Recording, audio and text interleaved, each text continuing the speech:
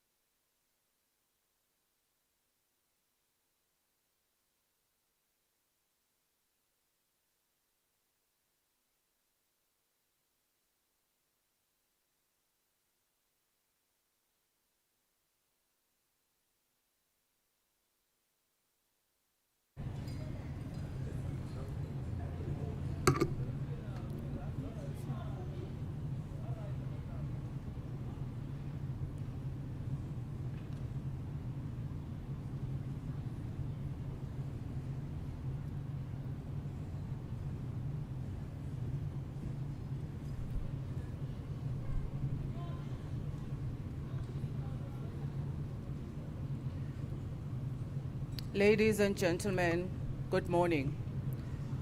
We are officially commencing with the Maritime Shipping and Ports Breakaway session.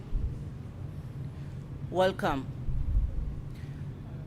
I am going to request that we all take our seats.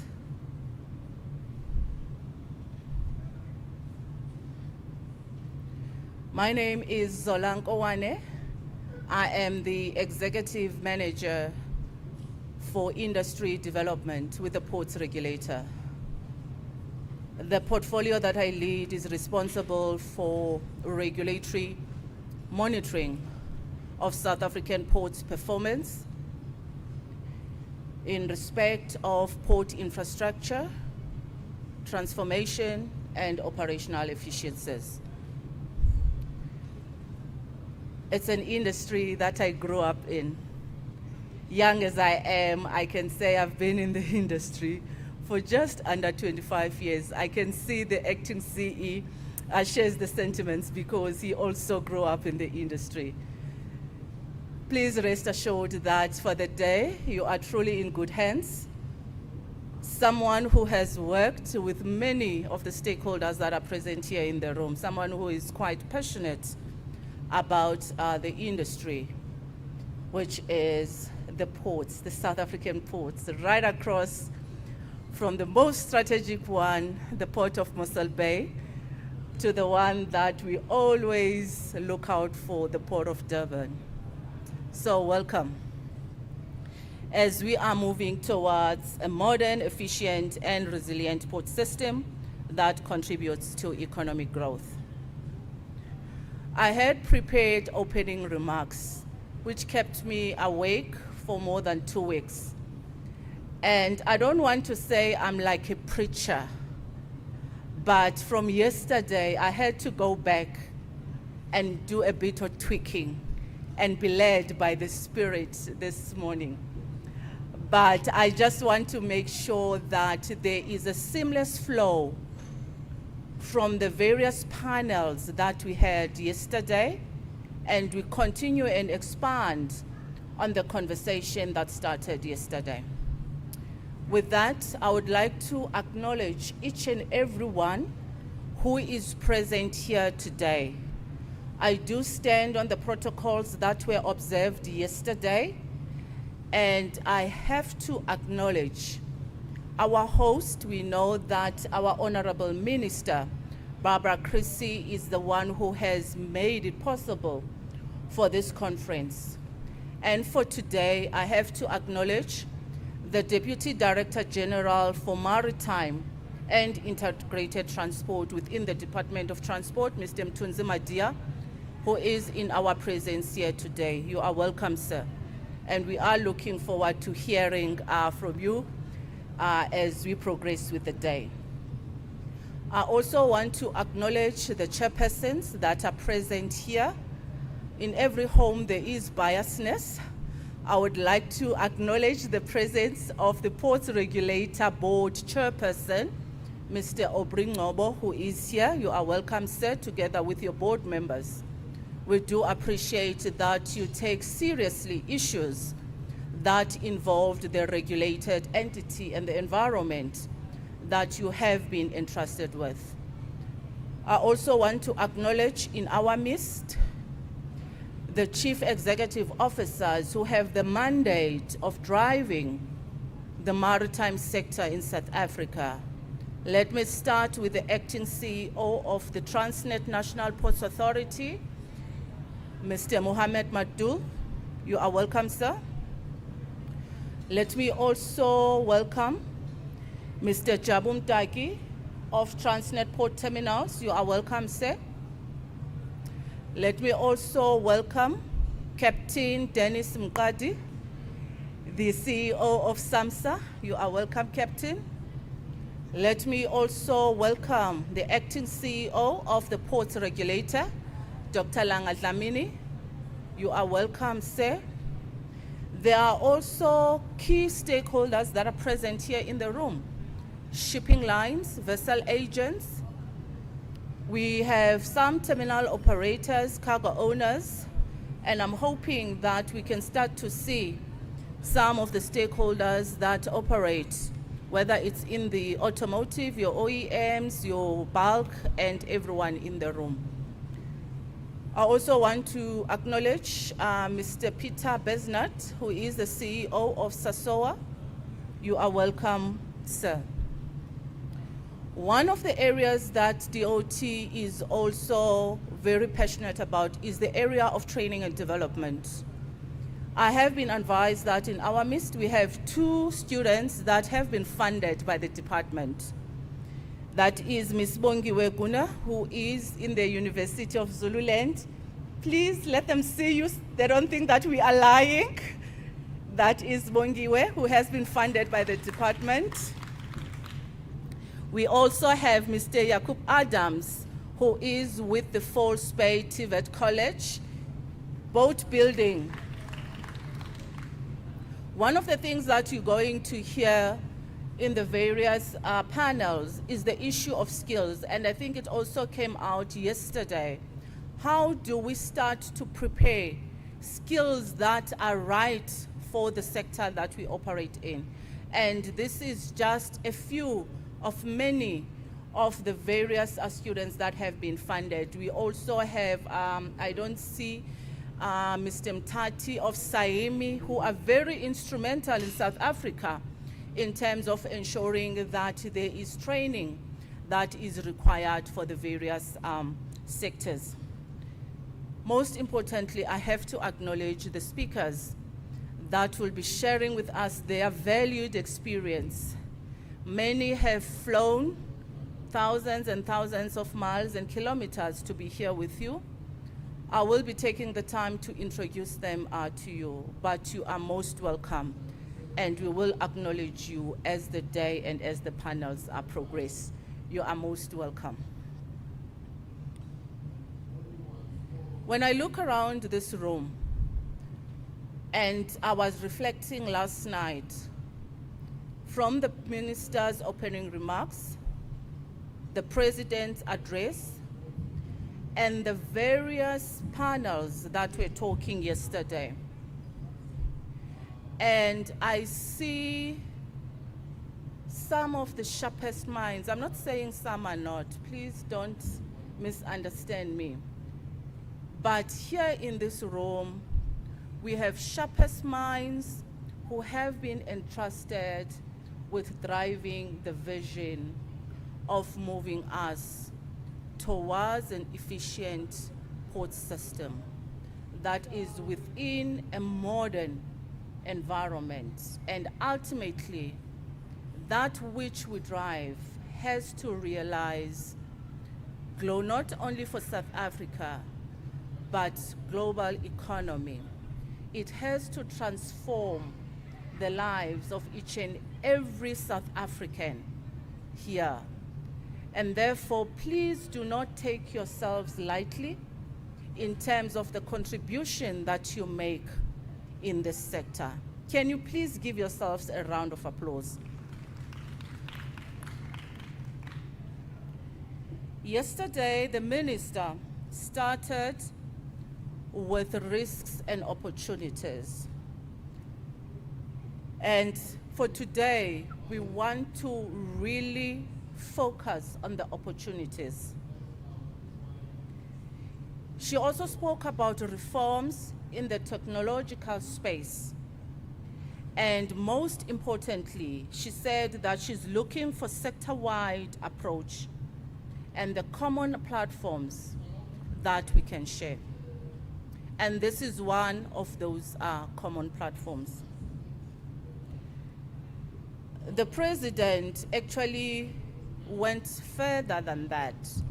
And I felt that he was starting as if he was holding a crystal ball in terms of what's going to happen in this breakaway. He spoke about extreme weather, Mr. Hunders, Dr. Kana, climate change, how resilient not only is the overall transport infrastructure, but our ports when it comes to climate change. He said that climate change has disrupted cargo flows, and it is indeed the truth. You would remember, was it in 2017, the floods in Durban that wreaked havoc in the port of Durban. And not only in the port of Durban, in the city as a whole, which disrupted not only the port activities, but the logistics, the road infrastructure. And therefore, some of these panels have to guide us and give us a framework that is going to assist us as South Africa on how we're going to have those resilient ports. Innovative and agile operations. I remember as well, Mr. Mdaki, yesterday it was the panel of where the Group CEO, Ms. Michelle, was sitting on.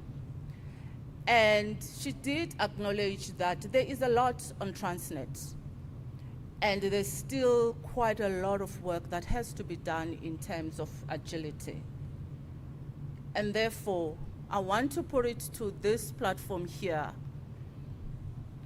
What are the resolutions, the projects that we can put in place to make sure that our South African ports, and Captain Mqadi, I'm not leaving SAMSA behind. Whatever operations that happen within the safety authority, they have to be agile. They have to meet the requirements of the stakeholders that you service, but most importantly as well, they have to comply to the IMO regulations. So it is quite a tall order. The minister also asked, Mr. President, what are our marching orders? And he said, reduce enormous costs as a result of inefficiencies in transport. He was talking about transport overall. So as the maritime community that is sitting here, how are we going to ensure we reduce those costs? By improving operational inefficiencies. Operational inefficiencies that are embedded in each and every port activity. There are areas where we have improved, and there are areas, Megan, where there is quite a lot of work that needs to be done. You would remember as well, with all the geopolitical tensions, we've just come out from the Red Sea crisis, where we saw mostly the Port of Cape Town hugely impacted by the number of vessels that were out there on anchorage. But let's also applaud the work that was done by the port, together with its stakeholders, Mr. Steyn, to ensure that all that backlog, the delays that were in anchorage, the demurrage costs that were being realized by the shipping lines were reduced. A lot has been done. As if that was not enough, once more, we find ourselves in another complex conflict where we have started to see some of the major shipping lines, I think it was 2 weeks back, one whom I shall not mention, they've started to reroute some of the vessels. We are in a complex environment where we're seeing trade routes being redefined. South African ports, how are we going to be responding? What is the plan? Are we agile enough? Do we have policies in place that can be at a drop of a pen, we can be able to realize that? Reducing the cost of doing business through addressing operational inefficiencies, that is our marching orders. One panelist as well from Brazil said most cargo is running through privately operated terminals. Mr. Lotta, Your panel, PSPs, port reforms. Peter? Yep. A lot of work is being done in Brazil. What are the lessons that can we take there? What is the roadmap for South Africa? What is the framework to make sure that we start to emulate some of the successes that we heard about yesterday? Deviations from long-term plans as a result of changes, not in politics, but in leadership. I think this one is quite a big point. I'm not one to shy from controversy. And when I start to say that, please, Chair, don't mind, I'm not wearing the board regulator cap when I make certain statements. We have to be consistent in terms of leadership. I'm not talking about at a political level, but at the entities that have been entrusted to drive these mandates. Our customers are looking for predictability, and if there's constant changes in leadership, consistency is not there, there is no predictability. And I'm sure it's some of those things, Theo, that today we have to be open and be honest about. And lastly, I think it was Juanita, I do speak under correction, when she was talking about a complementary port system that has assisted the port system in South Africa for the balance of cargo. I think when I've heard and I've listened to many people, there's a difference of opinion there when it comes to a complementary port system. Other school of thought says that it stifles competitiveness. I do not know, Dr. De Langen.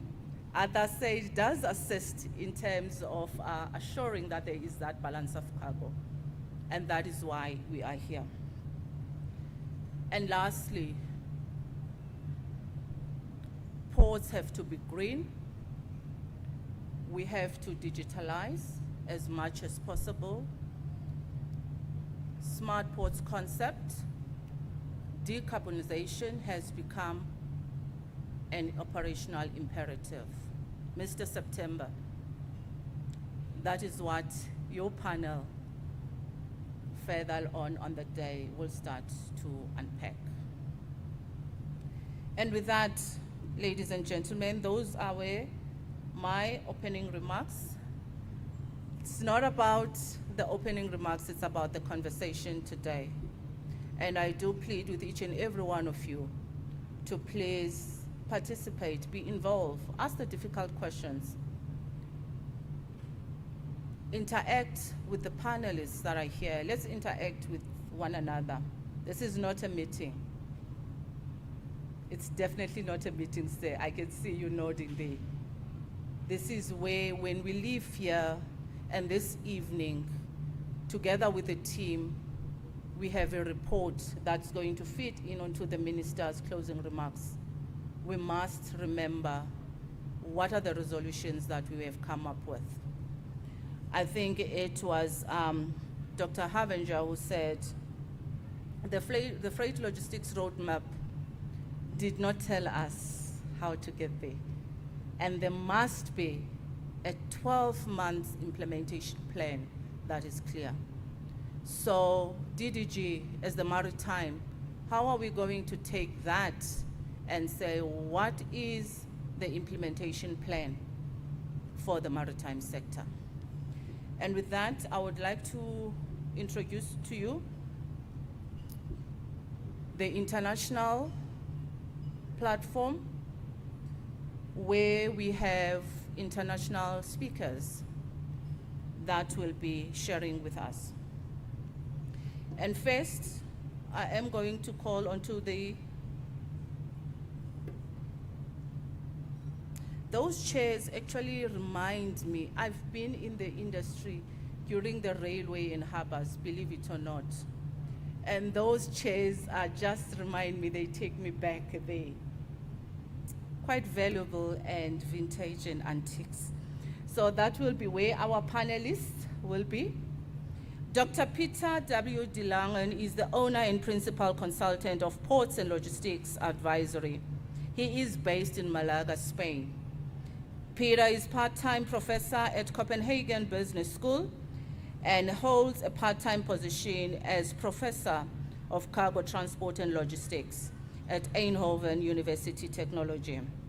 From 2007 to 2013, Peter worked at Port of Rotterdam Authority as corporate strategist, leading various strategy projects, such as the development of a corporate strategic plan and a port vision.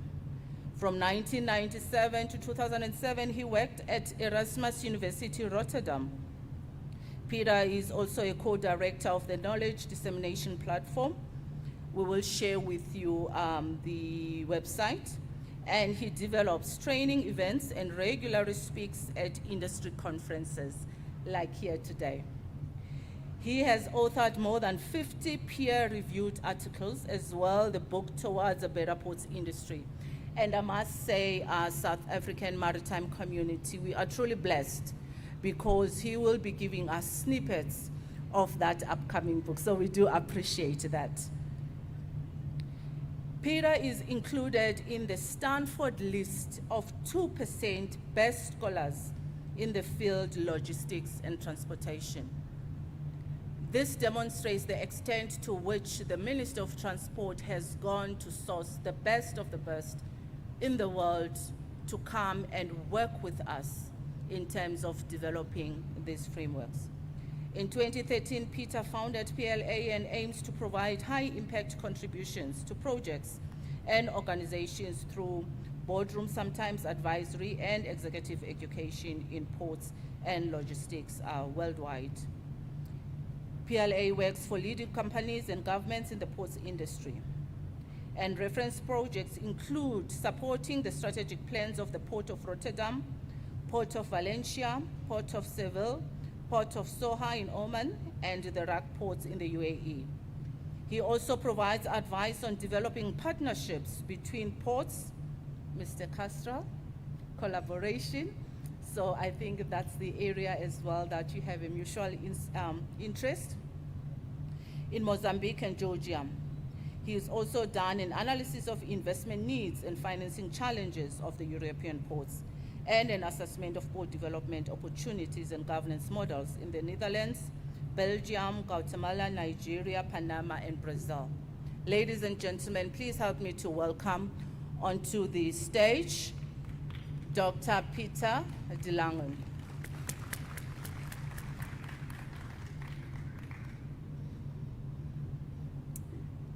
Thank you, Peter. And our second international panelist is Mr. Thomas Castro of the Embassy of the Government of Flanders in Belgium.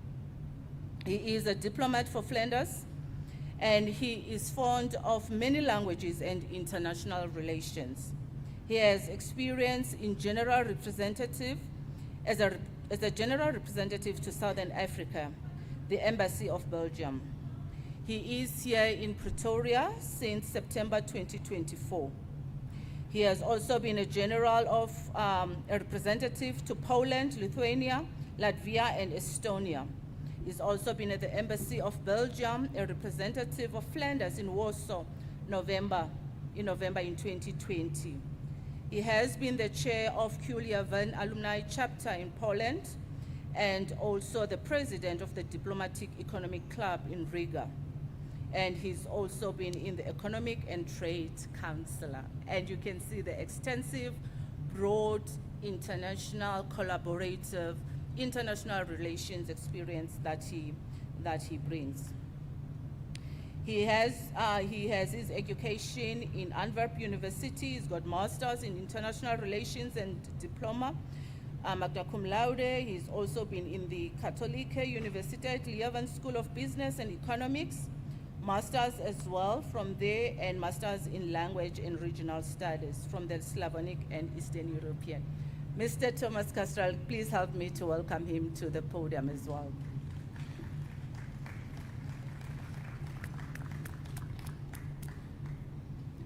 The next speaker is no stranger to some of us, and I always forget that he is not from South Africa, and having had the opportunity as well to work with him. Dr. Kana Mutombo is a licensed professional engineer in Texas, USA, with over 25 years of combined industry and academic experience across multiple countries. His passion and experience lie in building sustainable solutions in the transport sector. Currently, he resides in Houston, USA, where he serves as the Vice President of Port and Marine Engineering at WSP. Previously, he held various roles at several prominent organizations, including the American Bureau of Shipping, the World Bank, and in the USA and in various African nations and the Pacific Islands. He's also worked with the Namibian Port Authority and Kamoa Copper in DRC and the Transnet National Ports Authority. He has completed his PhD studies at the World Maritime University in Sweden. His PhD research was the first step in understanding the climate resilience of large-scale port systems and an attempt to study cyclical patterns of growth collapse and renewal of such resilience. Please help me welcome Dr. Kana Mutombo.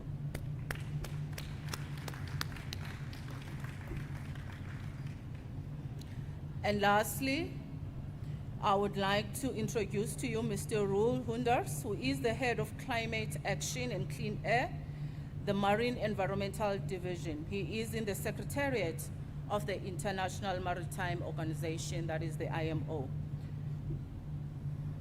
In that capacity, he oversees the IMO's regulatory work on enhancing the energy efficiency and reducing greenhouse gas emissions from international maritime transport.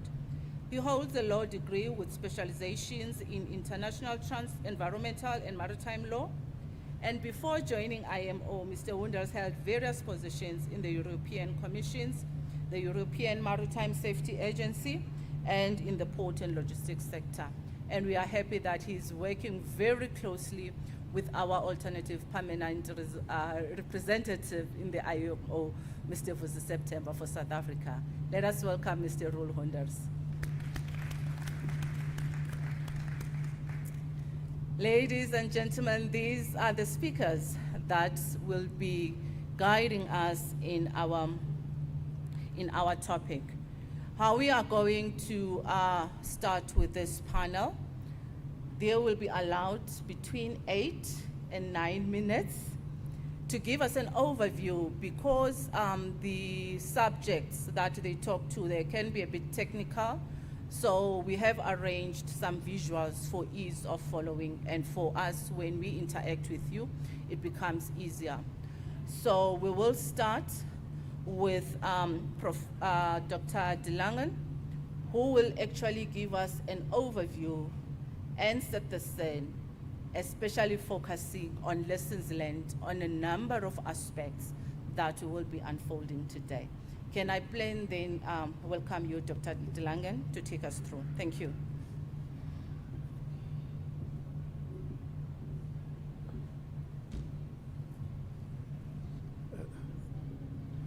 Yeah, thank you so much for this introduction. Oops, I can skip this one, correct? Yeah, there we go. And it's...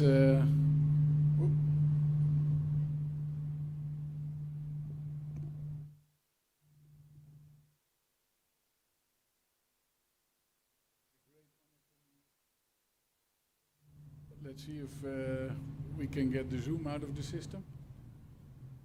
Yeah, thanks a lot. It was a little bit embarrassing to sit through and listen to the reading of my bio. If I would have known it, you would have read it like that, I probably would have said, Peter De Langen is not crazy, and leave it at that. But anyway. Basically, what I hope can be a good contribution to this wonderful event is sharing some lessons learned on developing ports as business ecosystems. I've been in the ports industry for 25 years, and in that period I've learned a couple of things that are worth sharing, in my opinion, so I would like to share some of those with you. Also good to manage to say at this point that these lessons learned are somewhat opinionated. The whole book is somewhat opinionated. I think that's more or less inevitable. So I also see it as a bit as a starting point of a conversation. Like, I have some lessons learned based on my experience, but listening and debating and then concluding always brings us to a higher level. So also think of those things, please, in that way. Maybe before we dive into this, I would like to spend 1 minute on explaining how I see a port business ecosystem, as I really think it is something that integrates transport, logistics, industry, and tourism and leisure. So it's really a broad ecosystem and not just a transport node. And I think that is relevant as most of the investments in this ecosystem are not necessarily in transport itself, but are also in food processing, shipbuilding, the production of clean energies, warehousing, leisure, even hotels. So there are all kind of activities that would love to be part of this port business ecosystem. So this broad perspective, I think, is a relevant one.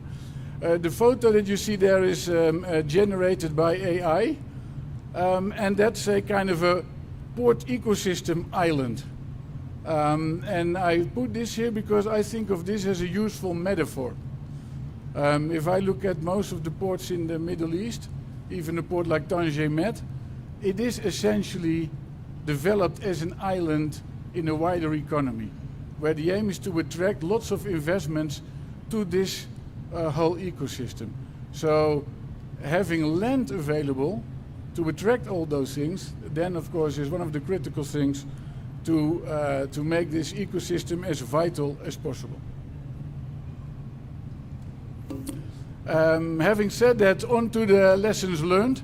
I'm not going to go through them one by one.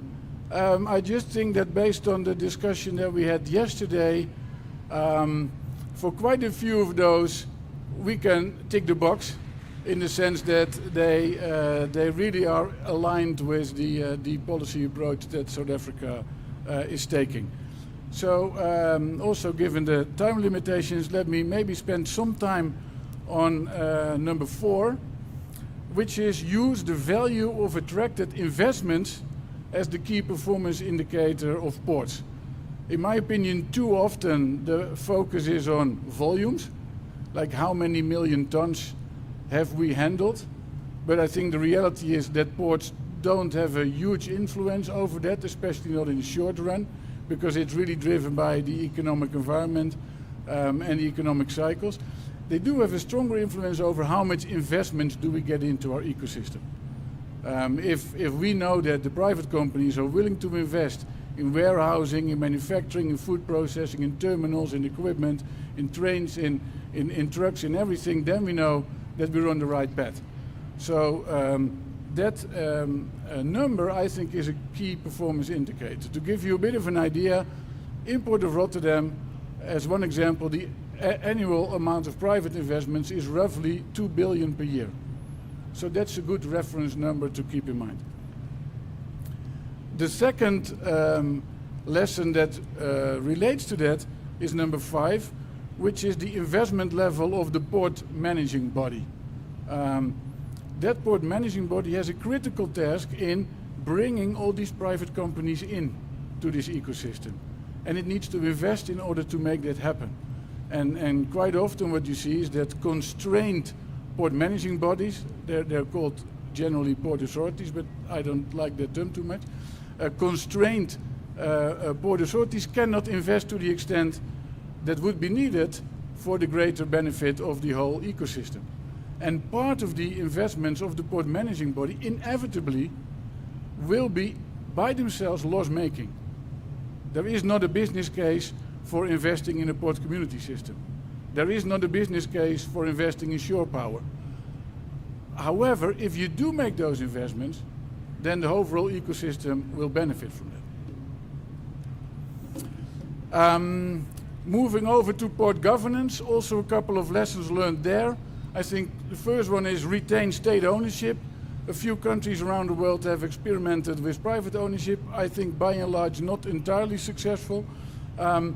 Give that state-owned port development company the responsibility to develop this whole integrated ecosystem. We talked yesterday about free zones. Free zones really are, in my view, part and parcel of the port business ecosystem, especially when they're right behind the terminal. That is a great model, and it especially works when the development is taking shape in an integrated fashion. Then the transition to a landlord model in which the attraction of private investments is critical, I think is a lesson learned. Developing market-based capabilities as a port development company. Quite often, if you look at those as authorities, then you don't necessarily look at them as commercial entities that need to develop market-based capabilities. In my view, that is critical to success. And that also means that then the shareholder policy has to establish a broad direction, as it does in South Africa. Then some lessons learned on port planning. The issue of complementarity. In port planning, it is critical to focus on complementarity, specialization and cooperation. Quite often in a balance with competition, but those items are quite critical. And also to make sure that you make the right spatial reservations. Having development options has an incredible amount of value in an uncertain world. So those options, they are in place when you make spatial reservations. If you don't make those, then later on you inevitably find yourself very, very constrained. And the planning framework that needs to allow for adaptation, which I think the events over the last years show that is a critical part of what ports need to do. Then if I move, oh sorry, I need to go a little bit closer to the microphone. If I move over to port development, I think there the lesson that I've learned is try to attract as much activities to the port business ecosystem as you can. And this also is important from a commercial perspective. If you invest in an extremely expensive quay wall and port infrastructure in the breakwater, if you then can kind of extract part of that value through leasing out lots of lands for logistics, then the whole business case for port development is much better. So there are a whole range of activities that ideally you want to attract. The second one goes into aligning third parties like the container terminals to the overall port. It is not a given that the interests are always aligned. So there really needs to be a focus on finding that alignment in terms of productivity, in terms of opening hours, in terms of sustainability, in terms of energy use, and so on and so forth.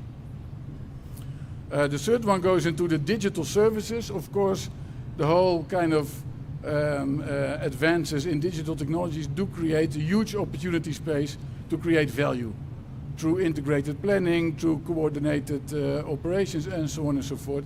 And those also require their investments. And finally, going back to the point I previously made, most of those services don't function well if you try to make money through them.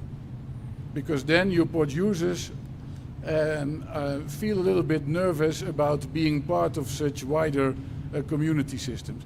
So those are best provided in an explicitly not-for-profit model, because then you show to your port users that you really have the interest of the efficient supply chain at heart and not money-making capabilities. So yeah, with those lessons learned that, like I said, I see mostly as a start of a conversation, I hope that I can contribute to making the South African ports a little bit better and making this a interesting and successful conference. Thank you so much for your attention.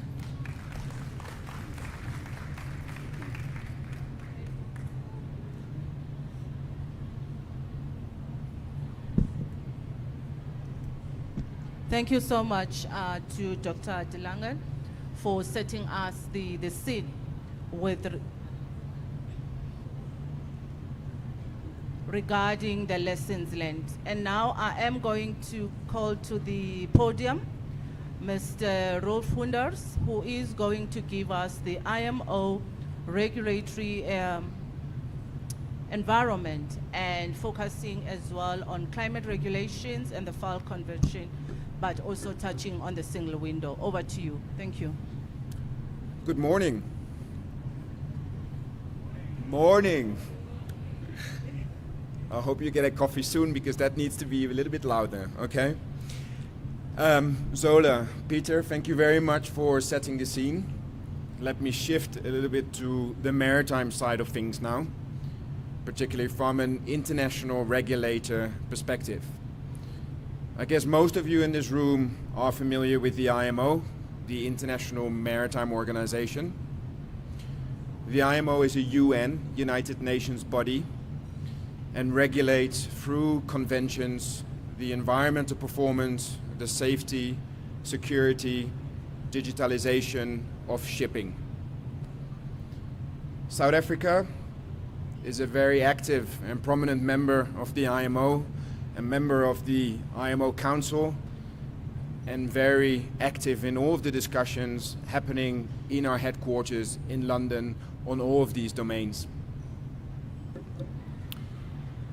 So let me zoom in a little bit on what's happening on the maritime side in terms of growth, volumes, trade, and also what are the gaps and the challenges that need to be addressed in Africa, in South Africa in particular. Port calls.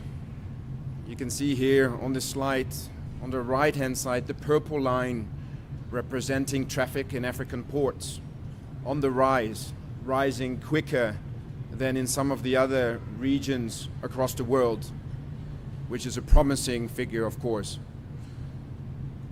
We can see the dip in traffic that was brought by COVID, but also, let me go back, but also the rapid increase again after COVID in maritime transport, demonstrating the resilience of maritime transport, also clearly demonstrating that volumes and trade transported by sea are expected to continue to rise. Your president yesterday mentioned how the transport sector is the artery of a national economy, and I think shipping industry is really the backbone of the global economy. Almost 90% of goods worldwide are transported by sea by volume, and we do not see a reduction in those volumes for the coming years. And I think particularly in Africa, but in view of the population growth, also in view of the GDP growth, the volumes of trade will continue to rise more rapid than in other continents around the world. The maritime or the free trade agreements across Africa will further spur these kind of increases in port calls and volumes in African ports. However, and I think this is one of the key elements of the discussions today, it was mentioned yesterday as well, operational efficiency across ports. Unlike on the other slide, on this slide, the green line on the bottom represents Southern Africa in terms of container port performance. It comes out of a report of the World Bank that measures the efficiency of ports, container port terminals in particular. And unfortunately, the figure here, or the index, shows a dipping line in terms of port efficiency. Now, this does not only represent South Africa, it represents sub-Saharan Africa. And I think what is promising and what is very encouraging is that actually the line in a number of South African ports, Cape Town, Kruger, Durban, is on the rise. And I think the latest figures of the World Bank show that institutional reforms, targeted investments into the ports, cooperation across the departments in charge of maritime transport, port operations, are picking up and delivering. So this is encouraging. Nonetheless, there's more work to be done, and I think that's why we're here, and I think it's excellent to see that these discussions are happening today, yesterday, setting really from your leadership, at the level of your leadership, the tone and the pathway towards driving port reforms to make shipping and port efficiency better in South Africa. So how, I think what we're here to do is, what we're to discuss is how can we capitalize on the rising traffic demands or the rising traffic across the Cape and across in the South African ports. As I said, the volumes will continue to increase. So there's a momentum for a transformation agenda, both politically, economically, that can help change, deliver change. Yesterday, a couple of times it was mentioned how transport, but the port sectors in particular, are the drivers of economic growth. And as the IMO, we really support that process.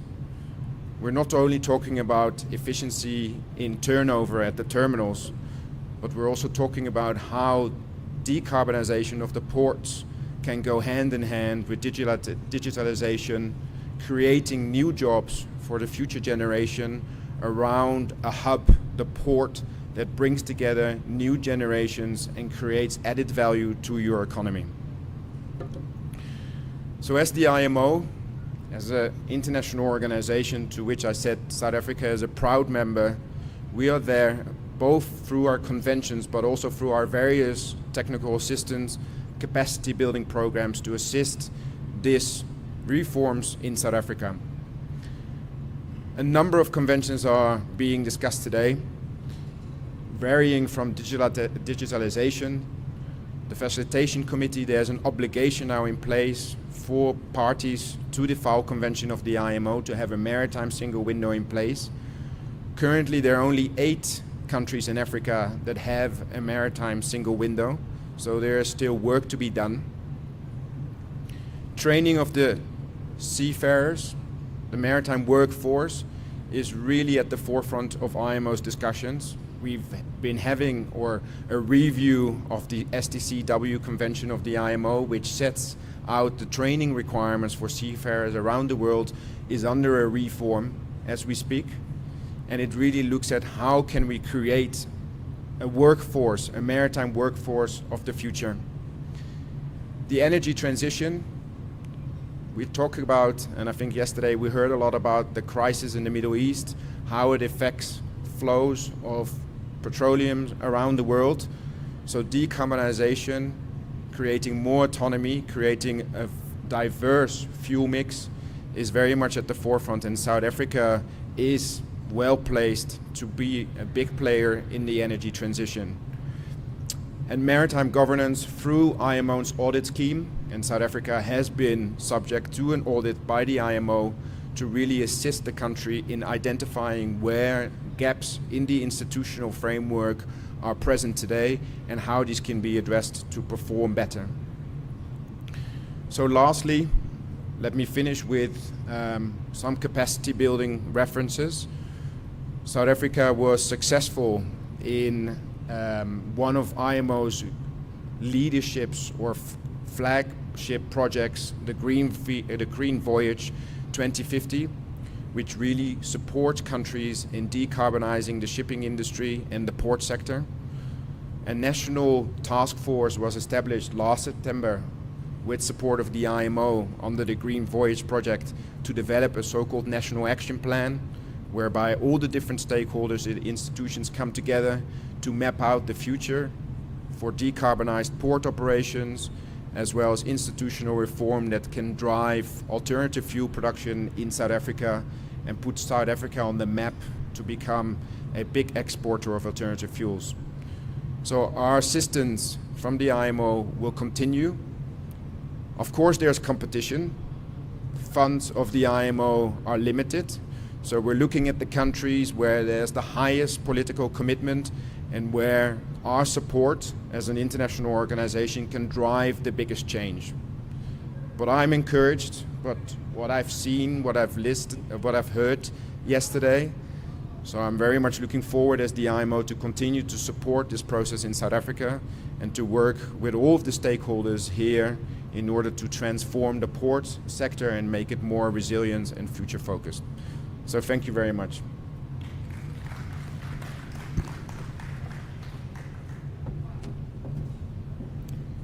Thank you so much to Mr.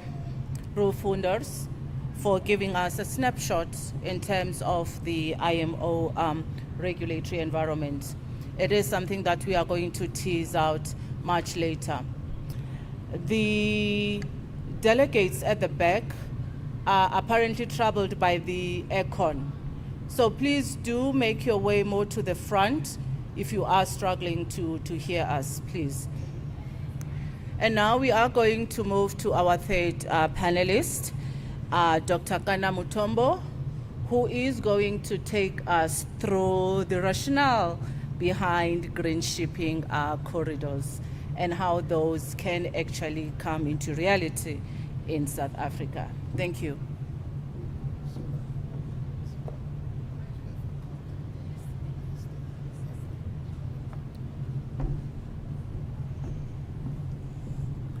Good morning.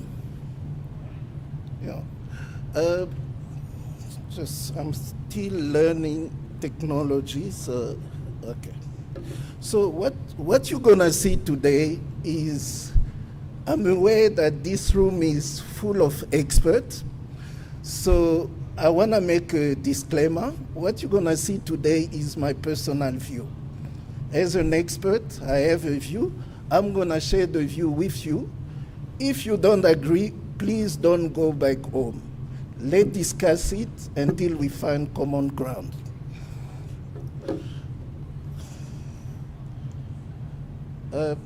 As you know, the IMO, they have a target of zero emission by 2050. And in the US, I will start by talking about the US because that's where I live. In the US, what we have two strategies for port decarbonization. The first one is we're looking at energy mixed. I will talk about that. And the second one is port electrification. Port electrification is mainly, we want to shift away from fuel-based equipment, and we want to have battery electric equipment. So now, why did I show this graph here? This is a study that was done, I don't know, I think in Europe. It tells you what it costs to bring new technology into the industry. If you have a new technology, generally it's expensive. Why is it expensive? Because people haven't adopted it. And until you reach a tipping point, then it's become cheaper. So the whole idea of the green corridor is to be able to have a pilot project where some countries get together, volunteer to adopt certain technology quickly so that they can reach quickly a tipping point. Then that technology becomes cheaper, then it can be used by other people. So that's really the idea about green shipping. So generally speaking, a technology may take about 10 years, even more, to become competitive. But with the green shipping concept, the idea is to bring this tipping point closer because we have a target that we need to reach.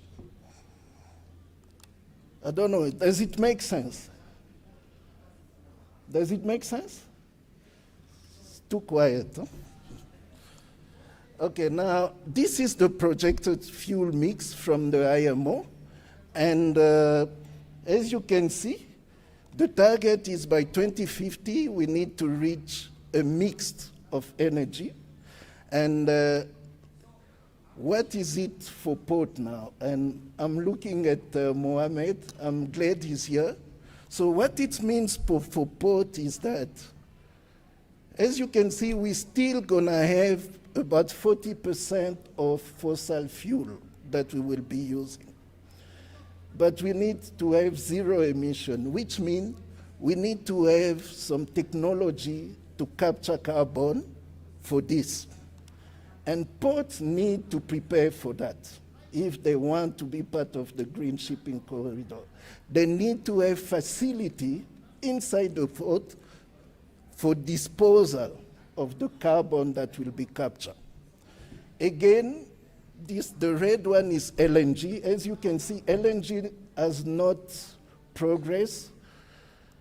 It's still going to account for about 10%, and ports need to prepare for that, to service LNG ship. But the biggest opportunity in South Africa is the hydrogen.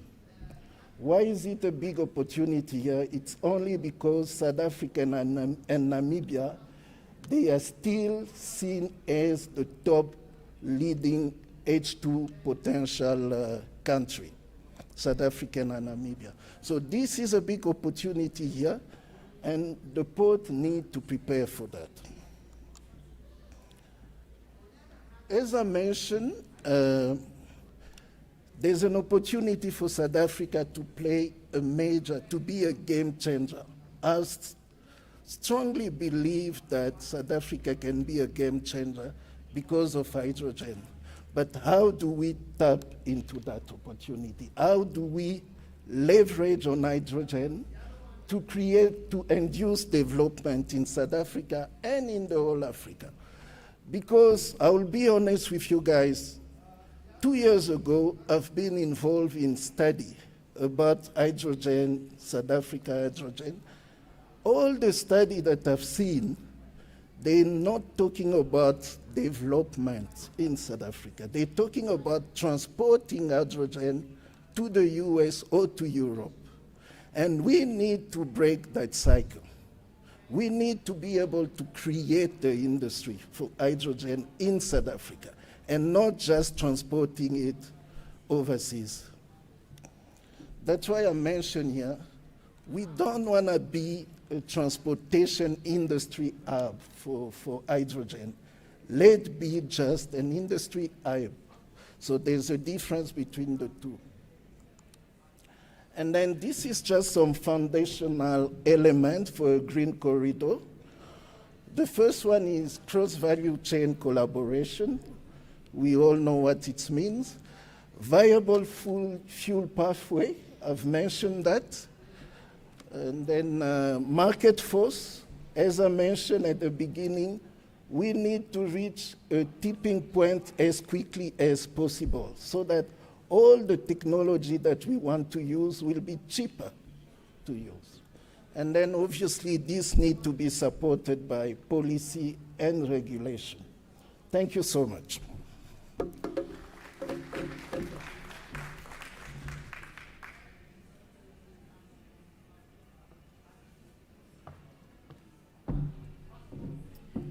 Thank you, Dr. Kana, for those introductory remarks, as we are going to go and have a fireside chat on the Q&A.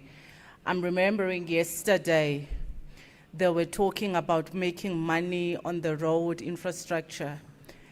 And I'm hearing you say that there is money to be made in hydrogen, creating an industry in South Africa. So if there are any private investors, SMMEs, you heard it here. There is an opportunity. How feasible that is, then that is something else, but an opportunity has been put out there. And now, to wrap up this part before we go onto the Q&A, I am going to bring to the podium Mr. Thomas Castrol, who is going to talk to us about the importance of internalization and the international port system, bearing in mind his exposure on some of the best performing ports globally, your ports of Antwerp, your Rotterdams, and so forth and so forth. So we are hoping that you can share with us what will it take for South African ports just to move towards to that level. Thank you.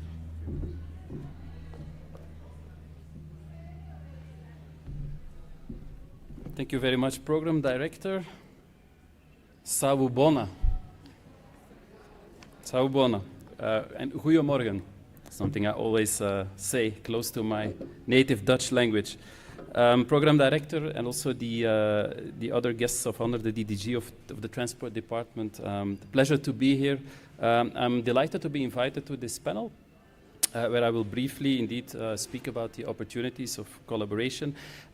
At the same time, I feel very humble, dear guests, because I'm in a room with all those ports and logistics specialists. I am not, although I've been working through my career more than 15 years with the different ports in Flanders. So I would like to very briefly take you to through the opportunities for collaboration with, between Flemish and South African ports. I am a diplomat.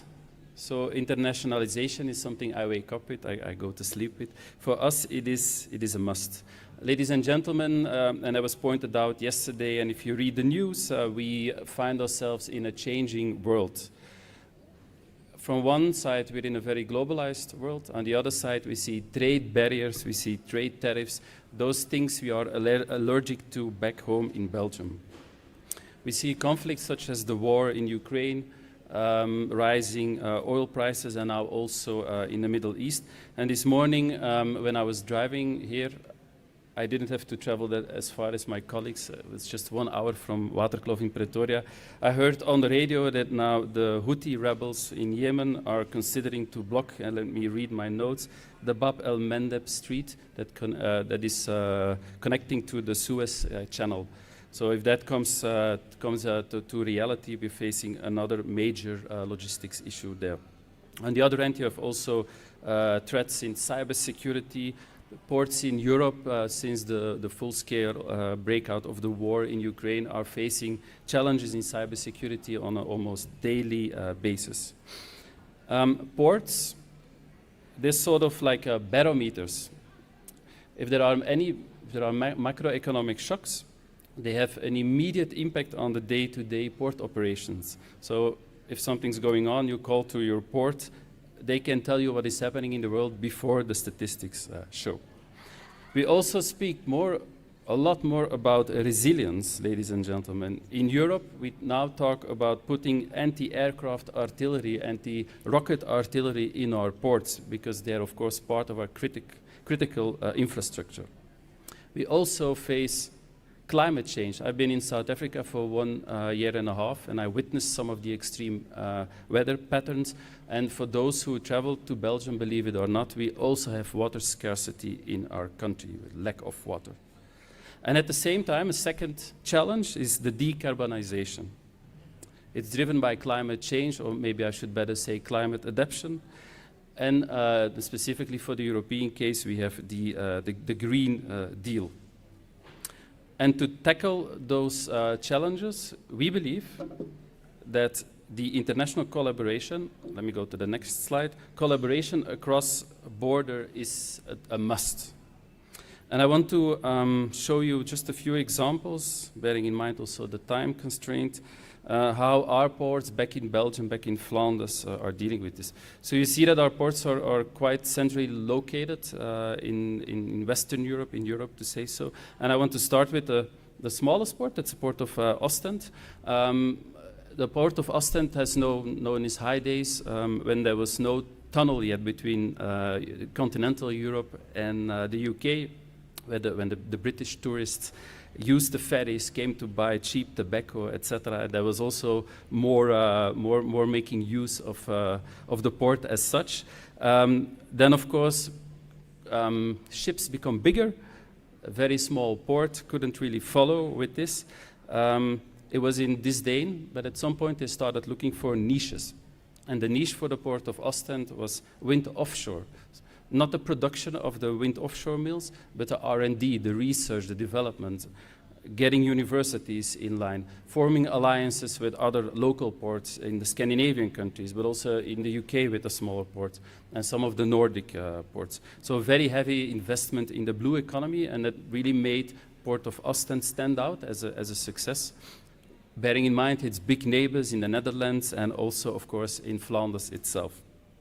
Secondly, and you see the North Sea port there on the slide, I want to draw your attention to a rather unique project. The colleagues can probably correct me, but I think it's the second project in Europe that was a cross-border merge. Yesterday, in one of the panels, there was mentioning of a special economic zone connecting South Africa, Mozambique, and also the port of Maputo.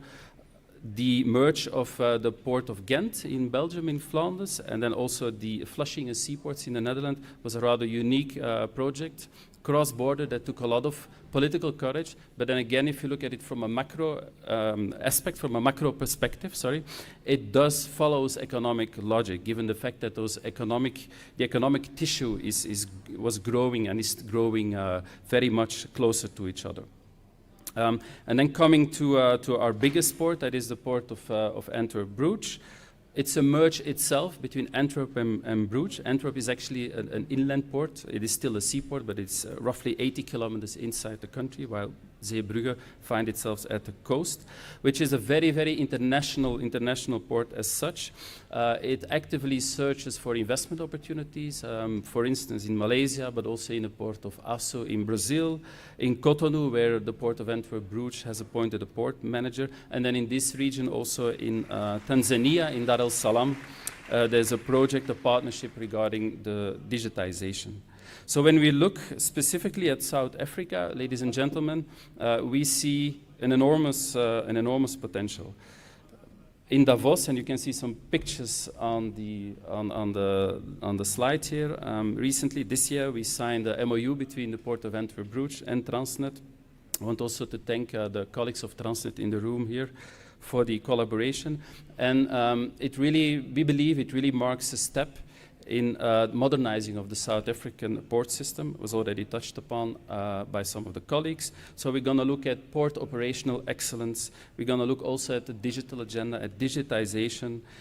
Of course, sustainability, the energy transition is going to be an important one. We're looking at green feedstocks for the industry, iron ore from Saldanha.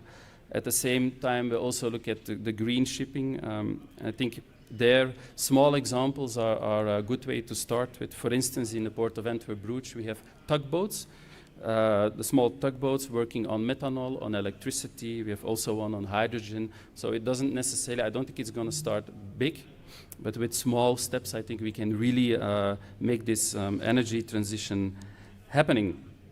Apart from that, in that MOU, we're also looking at infrastructure planning, and of course also regional corridor development, bearing in mind the EU Global Gateway package. And as the moderator already mentioned, training, skills development, capacity building is an important one. We have the APEC Flanders Port Training Center, which we're connecting to the Transnet Academy to learn basically from both sides as well.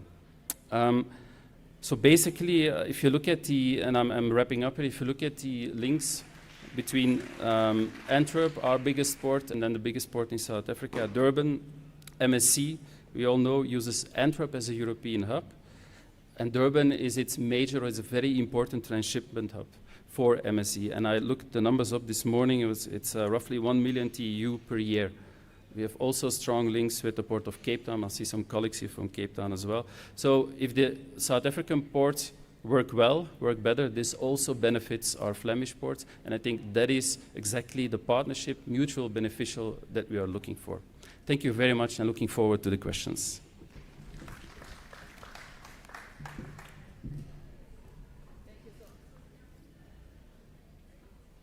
Thank you so much to all our panelists who have given us an overview of their presentations. And now we are going to get to the Q&A, where I will be giving them some few questions, but most importantly, I am hoping that we can get quite a bit from the floor. Let us really use this opportunity to engage with our international guests here.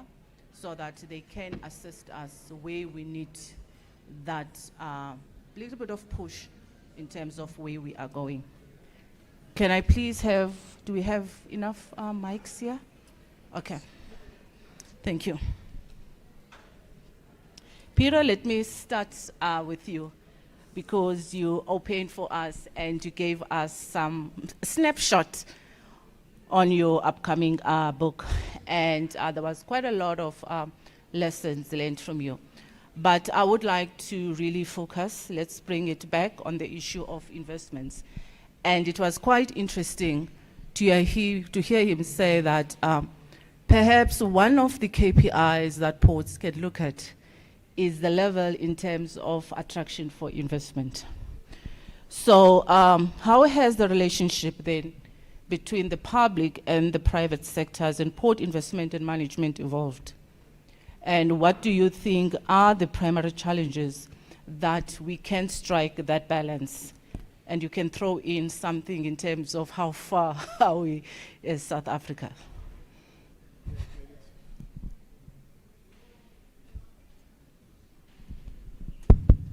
That's a very good question. I will answer it specifically, but I would like to start a little bit broader, if that's okay with you, by stating that ports are often specific in the sense that if ports in this ecosystem way, they don't work, and that incurs pain that you don't feel.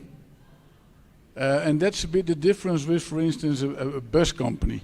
If the state has a bus company and the bus company doesn't work, everybody feels it. You hurt every day. You don't get to your job, or you pay too much. Or, when a port doesn't invest and doesn't have land, it cannot attract investments. And if you do not get those investments, you don't create jobs. And if you don't create jobs, you don't strengthen your economy. So there's pain, there's real pain. But it's not so in your face as it is in other parts of public administration. So therefore, quite often these port companies, when they don't have these investment capabilities, when they focus on exploiting the infrastructures that there are, that harms the country in very serious ways, but you don't feel it necessarily. A good example is Togo. Lomé is a quite well-functioning transshipment port. So the terminal is happy, but there's just no land. They could do so much to attract investments, especially because of their location next to Nigeria, etc. But there's just no land. And I think that's a bit the point I'm trying to make across, that allowing opportunities for private investors to come in and invest, that is so critical. To make sure that land is there, that those opportunities are there, and it's not just land, it's much more than that. It's a whole range of, a whole ecosystem that you're offering, and that you're offering customers to be part of. So to give you some ballpark numbers to give you a bit of an understanding, generally the investments of the Port Development Company, which would be MPA, attract a 5-fold investments of the private sector. So that, I think, is a bit the benchmark. In, for instance, Port of Rotterdam, the total asset value in the complex is around 40 billion. The asset value of the assets owned by Port of Rotterdam Authority is around 4.5 billion. So you can attract massive amounts of investment, provided that your ecosystem is attractive, your port community system works, you have your planning tools in place, you have your digital services, you have your land availability, you have your train connections, and so on and so forth. So this I think, and that also goes back to the question a point I raised earlier. Many of the things that you need to do as a port development company, in itself, they're not so commercially attractive. If you're a private company, you're not so interested in investing in rail accessibility to the port. It's not such a good business case that you earn your money back in 10 years' time. It's really a long-term thing. But if you don't do it, you have pain. Even though you don't feel it, the pain is there. And I think that goes a little bit back to the broader question of FDI and the food processing and all the opportunities. South Africa is in a position where if it can attract FDI, that can do so much for the economy. And ports are central in that. And I think that's what you also can learn from the ports in other regions of the world. Let's take Oman, which is an interesting case. In Oman, about 50% of all the FDI that goes into the country goes into the port. So ports can be those magnets. Let's take Morocco. The entire spatial structure of Morocco is changing. Morocco used to be concentrated around Casablanca. Now the big growth engine of Morocco is Tangier, because they put a lot of money in infrastructure, in ports, but they get it back because now the car manufacturers and the textile companies and all of those companies make billions of euros investment in incoming FDI. So that's, I think, a little bit where I come at. If I say, of course, 4 million TEUs, 5 million TEUs, volumes are important. But if, as MPA, you can say, look, we've invested so much, and these are the private sector investments that those have attracted, I think that's at least equally important in terms of being successful. Okay. Thanks, Peter, for that. Yes, you can also add. Thanks for that. Thomas. If I can briefly add to that. So when I was still working in the investment promotion agency of our government, talking about private investment, FDI in the ports, we set up together with the 3 seaports in Flanders. So at that point it was four, Ghent, Antwerp, Zeebrugge and Ostend. We did a gap analysis of the petrochemical sector, where we specifically looked at gaps, so making use of industrial, the heat that is left over of industrial processes. Where do we have gaps in the petrochemical sector? And then we created real business plans, went on roadshows, went abroad to specifically target companies. And then you present them with a clear business case. Hey, listen, if you invest in the port of Antwerp, in that specific field of the petrochemical cluster, this is what you will get. And that has proven very, very successful. It takes a bit of time, costs a bit of money to set up this gap analysis, but it actually worked very well in our case. Okay. Thanks, Thomas and Peter, for that. So, in a way, Mohammed, South African ports need to have land in and around. So it's not just about your berth infrastructure.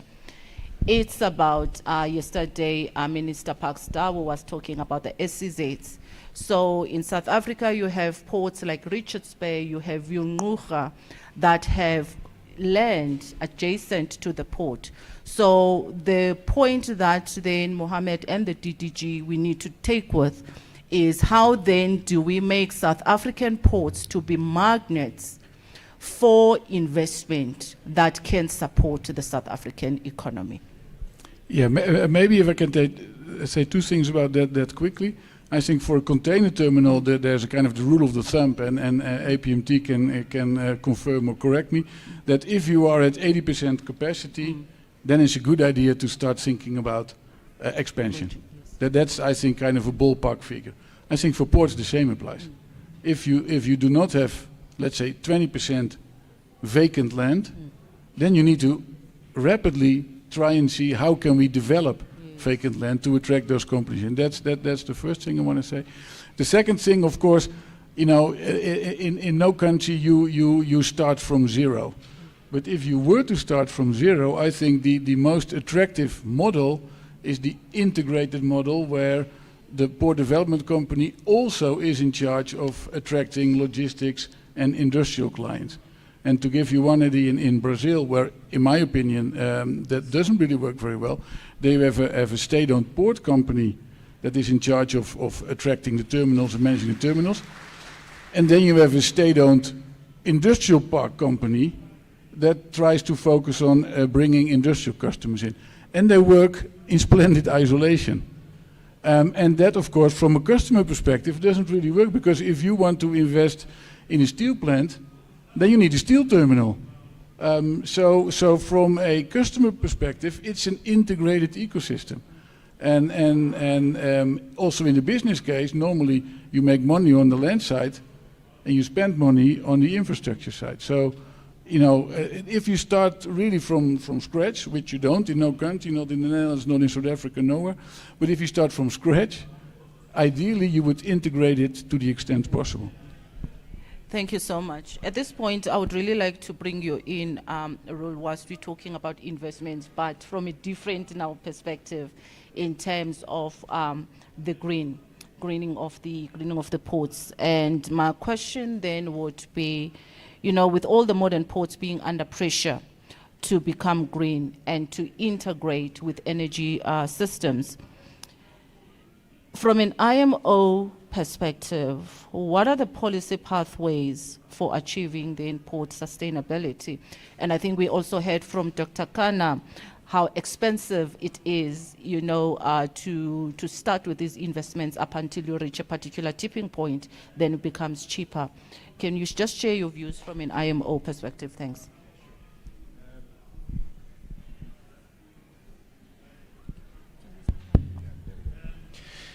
So I think the IMO is traditionally, or still is, a regulator of the shipping industry. So the rules and regulations that the IMO puts in place address the ship. But I think, as we've heard already by the previous speakers, it's becoming more and more difficult to see the shipping industry in isolation. And the functioning of the shipping industry, whether it comes to decarbonization of emissions of the ships themselves, when it comes to digitalization of the industry, requires a seamless connection with the port, and even going beyond the port with the whole value chain and all the industries that are present in the port. So whilst IMO's regulations still focus primarily on the ship, in the work that the IMO does, and also in the support that we give to countries, member states, is starting to more and more broaden towards ports and kind of the value chain behind it. Now, what is being negotiated at the IMO currently is how, through regulations, binding regulations, a demand signal can be given to fuel producers, alternative fuel producers, that the shipping industry will offtake alternative fuels. And yes, I think on the slides we saw some pathways towards net zero. In 2023, the IMO decided on a net zero target to be achieved by 2050.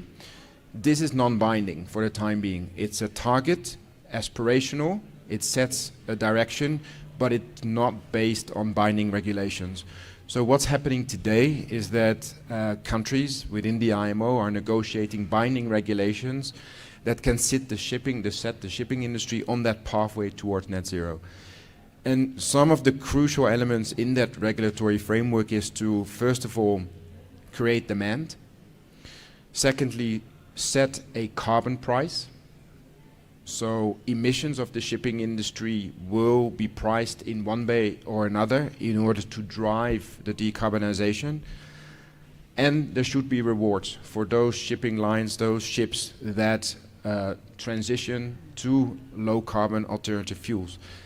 And thereby, I think the shipping industry and the IMO as a regulator can send a demand signal to those producers in South Africa, in other parts of the world, that the shipping industry will take off those kind of fuels in the future. But I think, picking up what Peter and others have mentioned before, is that the shipping industry alone, even with IMO regulations, I don't think will have sufficient or will create sufficient demand for the necessary investments in alternative fuel production. So you need those ports in order to create additional demand, to cluster steel production, aluminium smelters, and bring them all together in order to create more demand and thereby have more investment coming into alternative fuel production. Let me stop there. Thank you, Roel, for that. So whilst respecting the mandate of the IMO as well, being focused on on shipping and on vessels, but I think it's quite commendable that the IMO also recognizes the importance of the value chain, that beyond the ship there are the ports, beyond the ports there's another community. And I think it's a daily occurrence in the port system. You have the Port Authority within its own port limits. You have the regulator that also has to regulate within the confines of the regulated entity. And there is still other supporting infrastructure like rail that is beyond these port limits. So how do you start to integrate? So it becomes important that in 2026 we start to look at the integrated value chains so that there is a seamless flow of cargo. And then let me bring in Dr. Mutomo Kana. From your presentation, quite interesting, and also highlighting as well the high investment costs in terms of introducing some of the green corridors and also sharing some of the opportunities. Therefore, given the uncertainty that is surrounding the fuel mix pathways, in your view, what are the strategies that ports should employ to achieve then the long-term planning?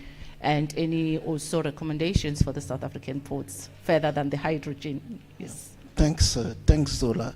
To me, I think port planner need to learn to plan for uncertainty.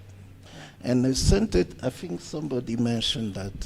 Uncertainty means we need to be able to work out different possible scenarios and then build an infrastructure that we can adapt based on the scenario that we have that is facing us. So that's the only way. I know traditionally we used to plan for static condition. We need to make sure what the future will be and then we plan. But things are changing. We need to prepare for uncertainty. We need to have the scenario and we need to build flexible ports. That's it. Can I Yes, make a please, go small ahead. addition to that? Because I fully agree with what you were saying. Maybe to add, all of this in a way is business development. And I think business development is initiative and risk, right? And initiative and risk indeed means not everything you do is going to be a success. That's inherent of the notion of risk.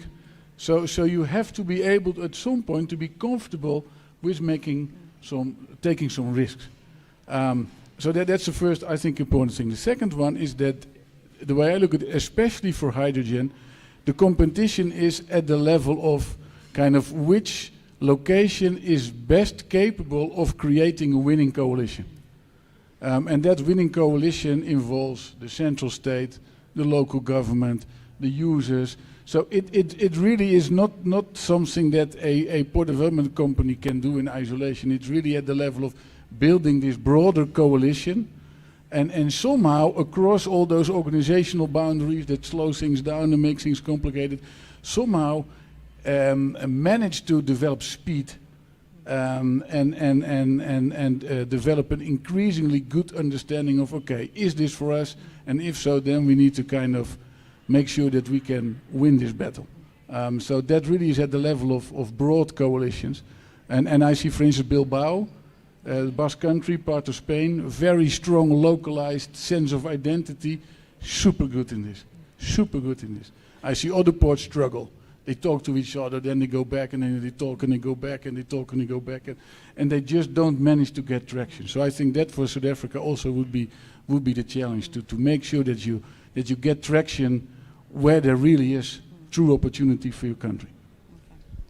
Okay. Thanks for that. So then it begs the question to all the delegates here. When we look at our own port infrastructure, whether it is that is provided by the Port Authority or by the various private terminals and Transnet port terminals, can we truly say that it is adaptable?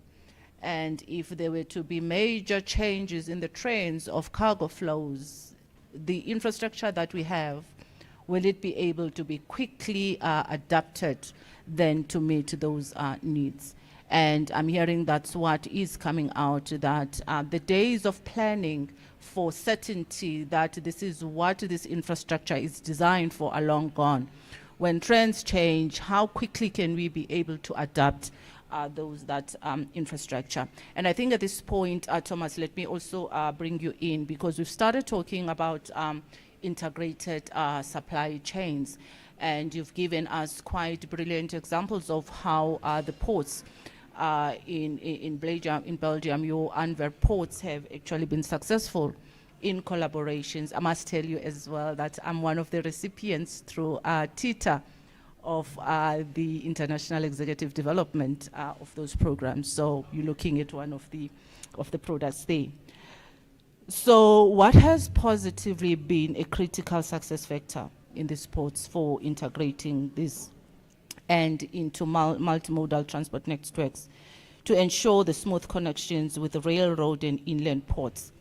I remember, I remember one time we were taken through these trucks. When I got inside the truck, my goodness, all sorts of technology you can imagine in that truck.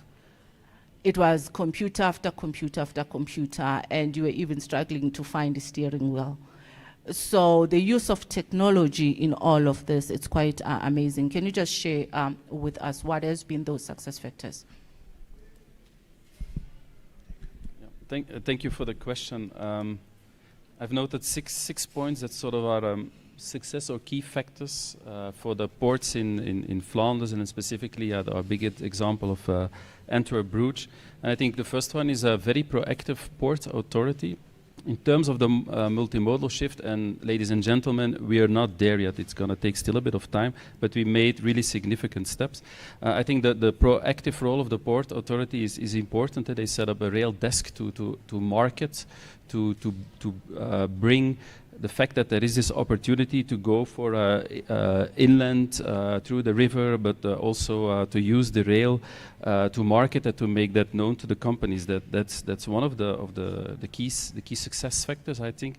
Secondly, the port authority set up a non-for-profit joint venture, Railport joint venture, and that is an initiative by the port authority, Infrabel, which is the company in Belgium responsible for the management of the infrastructure of the rail, and then also a few private companies to get them involved.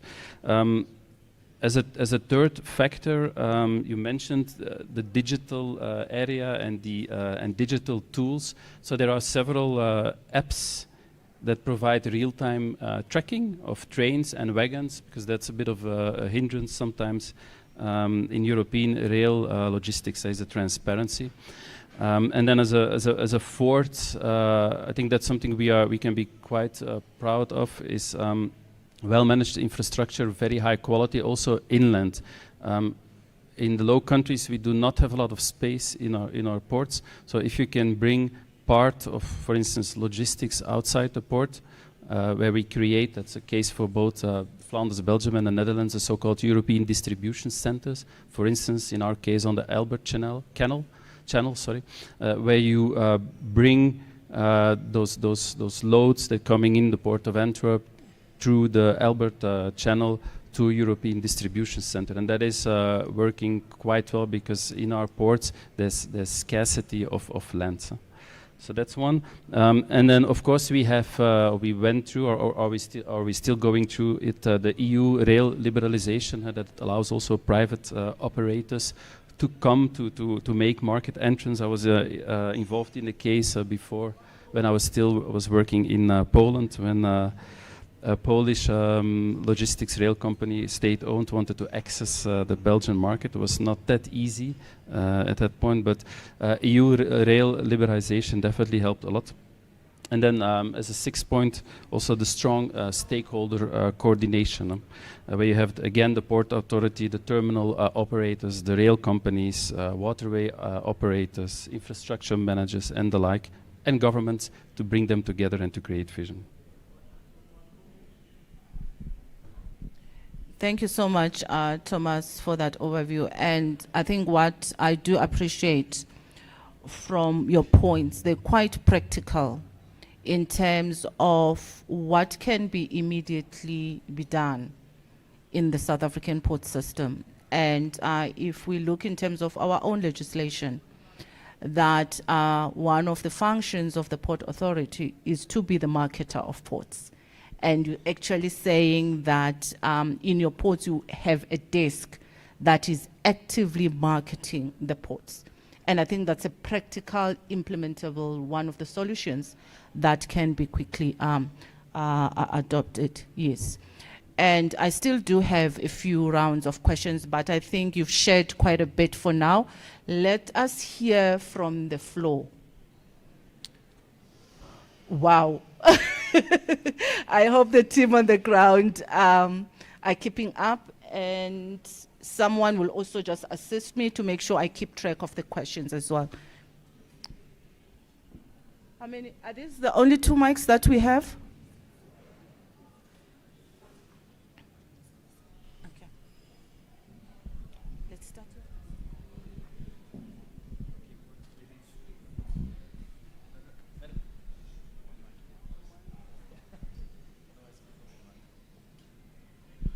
Can I go ahead?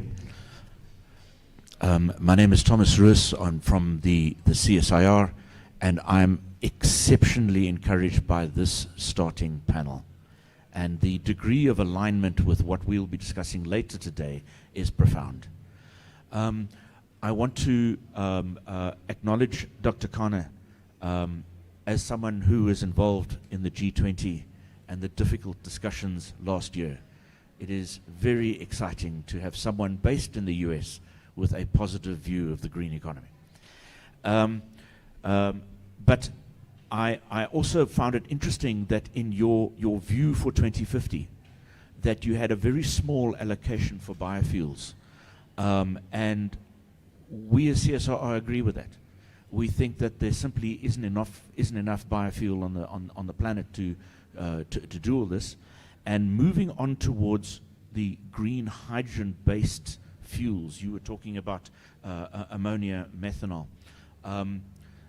In South Africa, we do have an opportunity, and I agree with comments on green hydrogen. The difficulty, however, is that the International Energy Agency and the Global Hydrogen Review has pointed out that because hydrogen is not yet mature, there's still a role for the public sector to enable it to come to fruition, because there needs help in getting across the finishing line. In emerging markets and developing economies, the plans to develop large-scale green hydrogen are plans, but they are not reaching financial close. We are not getting those off-take agreements. And so in that line, I agree with Mr. Castro with respect to Belgium, that Belgium presents a very exciting opportunity in collaboration with South Africa for perhaps non-obvious reasons. Ghent has a 5 megaton per year steel facility. Saldanha has a 1.5 megaton per year steel facility. Both are owned by ArcelorMittal. South Africa is able to make green hydrogen cheaper than Europe, but moving hydrogen immediately increases costs. You need green hydrogen to make green steel. If you make green steel and export it, you are begging for a trade war. Steel is one of the most protected trade issues in the world. But making just green iron and exporting that allows steel makers in Europe to make steel using their own recipe, having full control without having to worry about the logistics of green hydrogen. You offshore your energy intensive and your carbon intensive operation, and in return South Africa attracts volume. This enables us to have beneficiation in South Africa of our own raw materials. It also means instead of exporting iron ore, you're exporting raw iron that has a much higher value. That higher value cargo makes it easier to justify using green fuels on a shipping corridor to take it to Antwerp, because you are adding a price onto a much higher value product, and it's a much smaller fraction. So I'd be extremely interested in further discussions on this matter, because I think South Africa, with its ambitions in green hydrogen, which I will explore in the final thing, has a lot of overlap with what all you gentlemen have been saying. Thank you.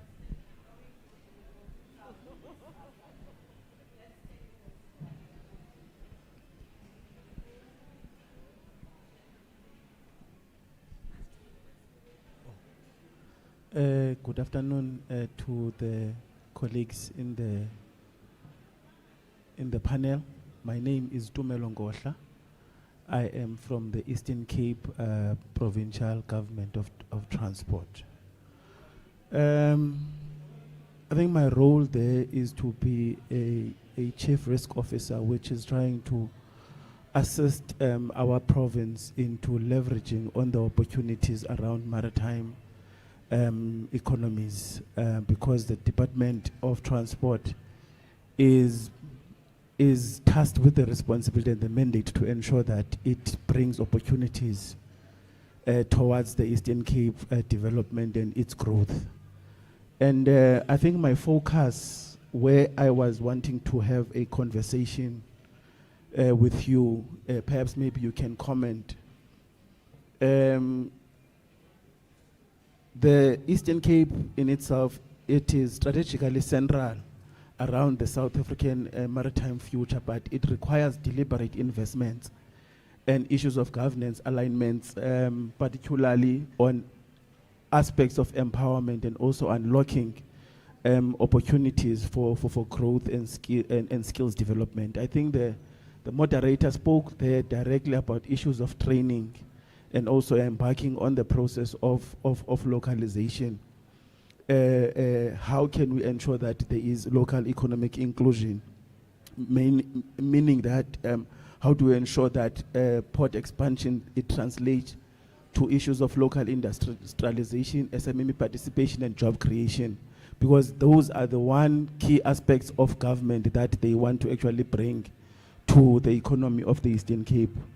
And maybe you can be able to share from your international perspective in terms of the best practice that you have been able to implement. How can a government can be able to ensure that it opens wide those particular economies to ensure job creation? Because in South Africa, we have got a challenge of unemployment, and that particular challenge is the government's responsibility. But equally, the private sector is responsible to make sure that it also contributes to that aspect. Now I'm talking about issues of collaboration. On the aspect of issues of security and sovereignty, we know that we're currently operating in an environment that is very fragile, where there is war that is in the Middle East, which is then affecting the manner in which that we do business. Now, I just wanted to check from you, how can we combat, number one, the illicit trade flows that are undermining the port economy, and also how can we also ramp up and improve the maritime surveillance model that can secure our South African coastlines, particularly the under-resourced province like the Eastern Cape. So I think for me, let me just stop there, Chairperson. I'll come back. Thank you very much.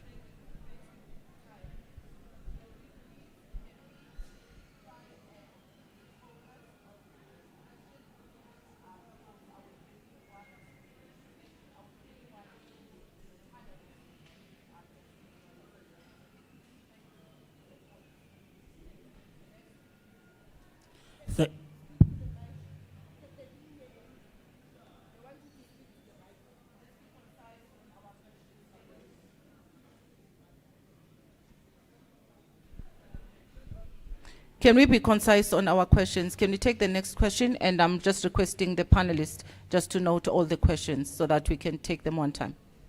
Okay, thank you very much. My name is Kumoto Mohale from the Freight Logistics South Africa Association. I've got one question, but I just needed to say thank you very much, Dr. Kana, for bringing out the issue of beneficiation and the importance. That is really also speaking to the port business ecosystem and even the regional, SADC regional economic integration. And thank you for that. I just needed to ask some question, and then I believe that we have not touched on it.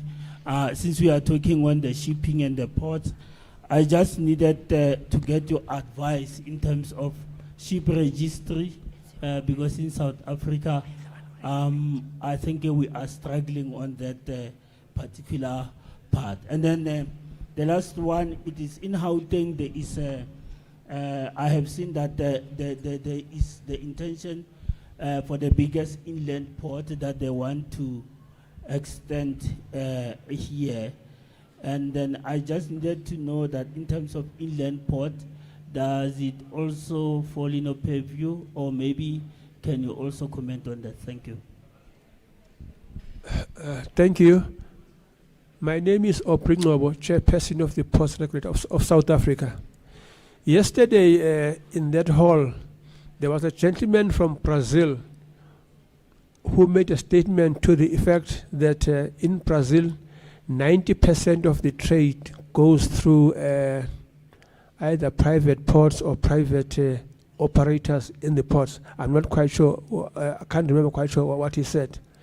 Now, in this country, we have one regulator regulating one entity, which happens to be a state monopoly. Now, I'm wondering whether having so much of your trade, I don't know how many companies are involved there.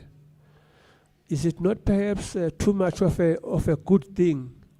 Does it not create problems of regulation and competition, having such a high percentage, 90% of your trade going through what I assume are competing entities? Thank you.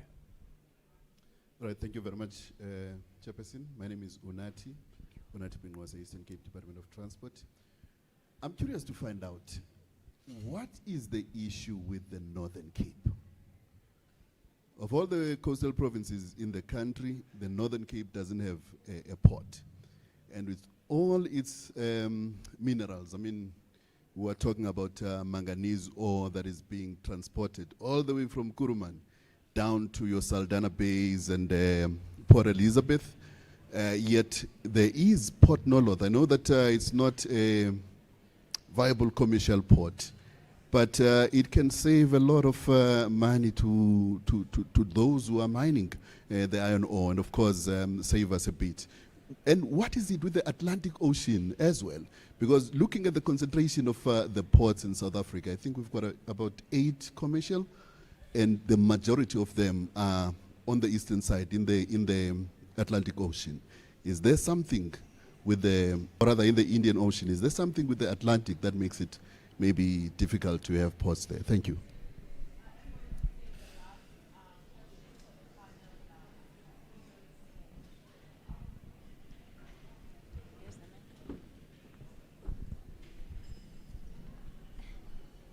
Good morning.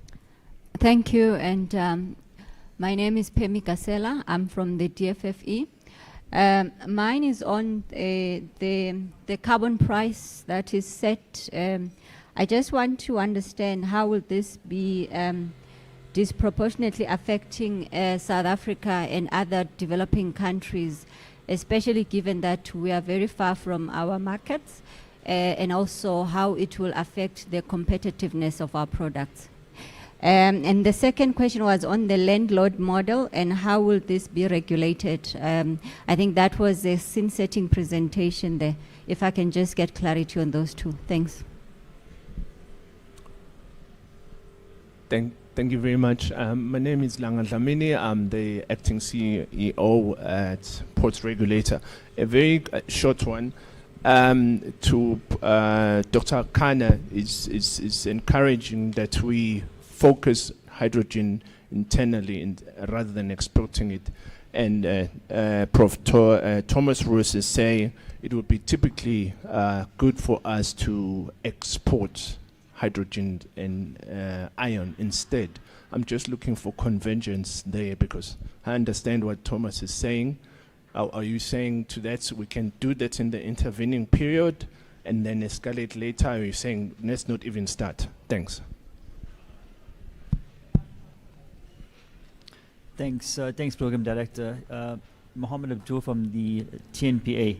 So, Peter, just to you, where you talk about non-viable projects that need to be undertaken, how then do we then fund those, especially with the fact it's non-viable and be able to get source funding for that? Dr. Kana, what funding can be arranged for decarbonization efforts?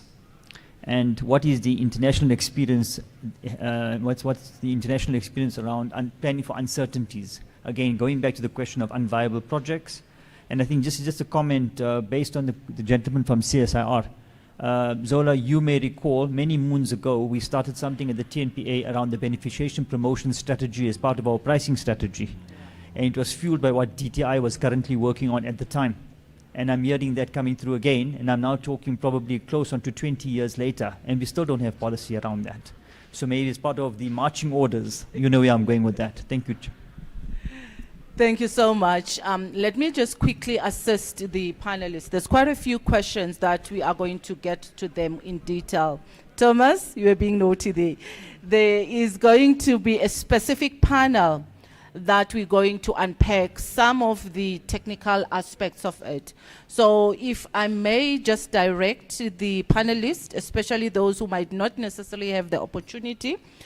The one question as well, Unati Mkaya, we'll be dealing with that. Mr. Dube, I'm hoping you and your panelists at DDG, you've noted the question around the Northern Cape.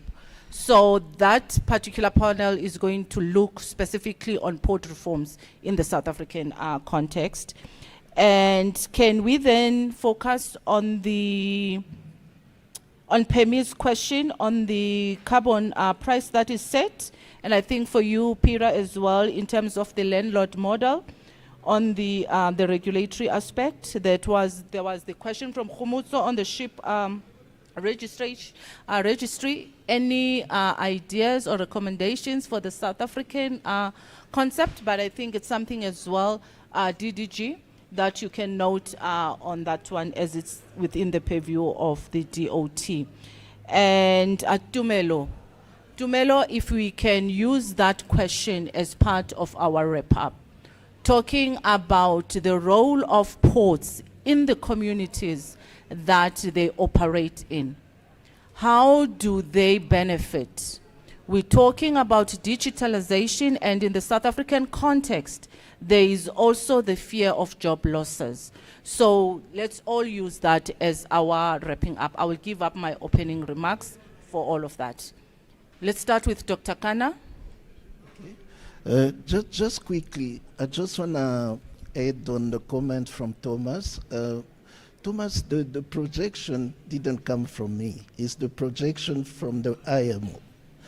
And I need to sensitize on something. Last year, I attended a conference in Houston where we presented that, but there was a group of people that believe that all that it's nonsense. And the future of maritime, it's actually nuclear. So there's more and more growing interest in nuclear, just for your information. Just quickly, moderator, I just want to answer as well, Mohammed, regarding funding. Funding, it's an issue even in the US. We did a survey on different ports in the US. They are concerned first with funding. And fortunately in the US, with the previous administration, they've been so much subsistence, yes, support from the previous administration to do a lot of work. But with the new administration, things are kind of slowing down. To answer the DDG about hydrogen hub, I was part of a study in the US.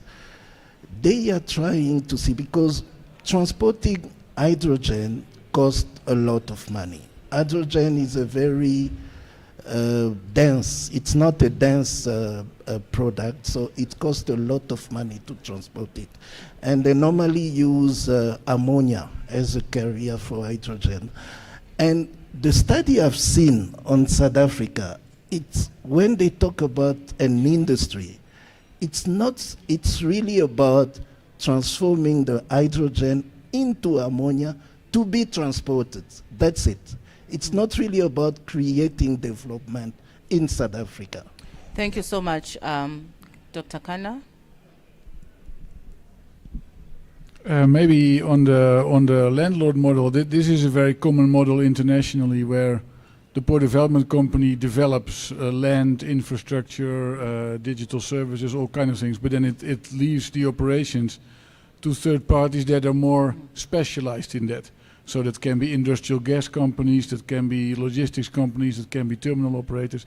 And precisely because they can be specialized, this whole ecosystem approach with one developer is the right economic model, so to say. So I hope that clarifies a little bit that question. Then to go into this funding, we are in full agreement that port development companies, a big part of their capabilities is trying to explain to governments that putting public funding in all types of projects is a good business deal. And therefore, let's say the way I look at it is that you have two types of calculations. You have the business case, where you look at does it make sense for TMPA financially, and you have the value case. Does it make sense for South Africa as a country? When the business case is negative and the value case is positive, then there is a very legitimate claim for public funding. And there are all kinds of instruments to get that public funding in place. And that also, as a very practical example, that can be applied to this whole training issue. Because I do think that if you want to have companies to invest in your ecosystem, one of the things the companies always are going to ask is, where's my workforce? Are they trained? Are they qualified? Are they available? And if you then can point out, like, yes, we have, together with a coalition of public and private stakeholders, we've managed to put money into educating, and therefore we have the workforce available, that makes you much more attractive than other locations that don't have it. So not only in Rotterdam, but also in Antwerp, also in the inland logistic zones, there very commonly are initiatives to invest in the workforce. And Peter, certainly in the much. South African context, that is the logical thing to do. That would be, I think, my combined reply, where I probably have forgotten bits here and there, but I'm available in the break to further continue the conversation. Thanks. Thank you so much, Peter. Thomas, your wrap-up in response as well? Yeah, I can only agree and echo what Peter says. Invest in the workforce in the port. It's something which is happening constantly also back home in Flanders, in Belgium. We even, I looked it up as well, called a project called Olivia that specifically focuses on getting more women involved in the port sector, both what we call the wet side and the dry side. Because we have now in the maritime sector in Belgium, I think 10 or 15% of representation from the female side, so they're largely underrepresented. So that's a constant battle. With the fact that we are in the process of decarbonizing, you have those alternative fuels coming in. That requires handling, that requires a shift of skills where we have to train people to be able to unload methanol, to unload ammonia, because there are a lot of security requirements that come into place, for instance. So these things have to be taken into account. You spoke about digitization. I don't necessarily believe that a lot of jobs will be gone because of the digitization. We just will need different skills. And if I may end with what the question of the colleague from the Eastern Cape was regarding the local economic inclusion, etc. I've been here 1.5 years in South Africa. I know that's an important one. So training is one thing. Secondly, if there is a company that invests in your port, in your special economic zone, etc., connect it to the university, let it do research and development. That's something when I was in investment promotion, we always try to do. You embed that company in your ecosystem, you link it to other companies, let it do research at the university. They will think twice before they're going to disinvest. Thanks. Thank you so much, Thomas. And lastly, Roel? Maybe just to hook on what was said about promotion and including the workforce. I think what we've seen, I'm from Rotterdam myself as well, like Peter. We spoke about how the ports or port authorities should have a marketing department, and that marketing department should not only focus on attracting traffic and trade to the ports, but should equally focus on embedding the port in your local communities. And we've seen in Rotterdam open days being organized by the Port Authority, so familiarizing the public with what the port does, with all the jobs that can be found within the port. We've seen in ports like Singapore, where the Singapore Port Authority proactively goes to primary schools to already educate from a primary level children about what are the opportunities around the port and the businesses. So I think, again, also the Port Authority and the marketing role that it plays, it should not only be faced outwards and abroad, but should be very much focused also internally. Quickly on ship registry, I think there was a question about that. The quality of the administration plays a big role. So as a ship, what kind of services do I get from my flag if I register my ship under a certain flag? A one-stop shop for many ships is very important. So if it has any kind of questions, that it can knock on its flag administration and gets an answer very quickly, it's key. But also tax. Tonnage requirements, tax arrangements play a very big role in where you register your ship.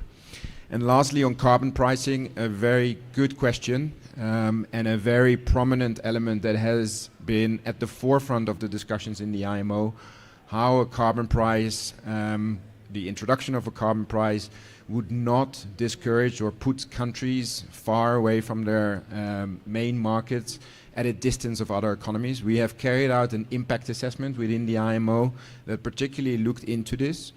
I think generally speaking what we see is that as the regulations are being negotiated, as they will enter into force, it's a gradual introduction and long-term planning, and the impact, the cost impact of regulations with a long trajectory, 2050, can be anticipated much more than sudden threats, sudden disruptions to maritime trade that have a much bigger impact on the costs of maritime transport, and therefore also have a much bigger impact on what the consumers eventually pay.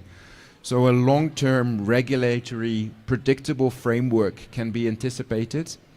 And one of the elements in the negotiations is that some of the revenue that will be collected by the IMO under such a pricing mechanism will flow back, particularly to countries in the global south, and can be used for projects whereby they can actually transition to a low carbon economy. Ruth, thank you so much. Let me take this opportunity to thank Dr. Kana, Dr. Peter de Langen, Mr. Thomas Castrel, and Mr. Roel Hunders for such a valuable what a way to kickstart this session. And as you can see, they just laid the foundation. So all the questions that we did not touch on them, it was actually intentional. The next panel, that is the panel. Where's Mr. Dube? Okay.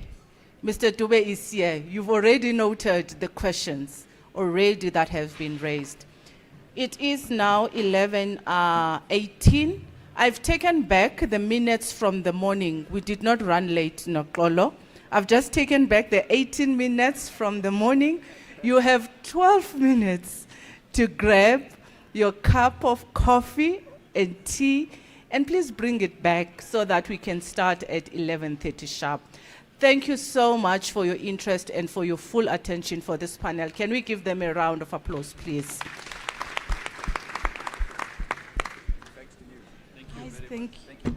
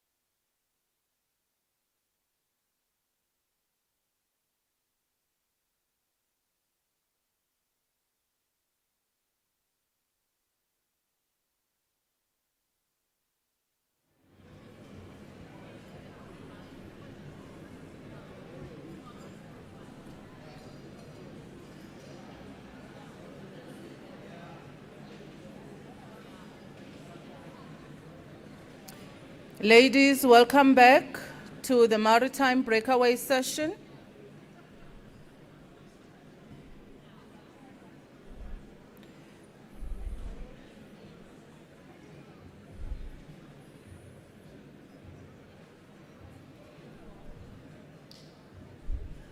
I have to acknowledge all those that have joined us online. Thank you to each and every one of you who has taken the time to join us online. Unfortunately, we are unable to include you as part of these deliberations. But with the various platforms that we have, we will make sure that we continue this conversation that has started here on the various platforms.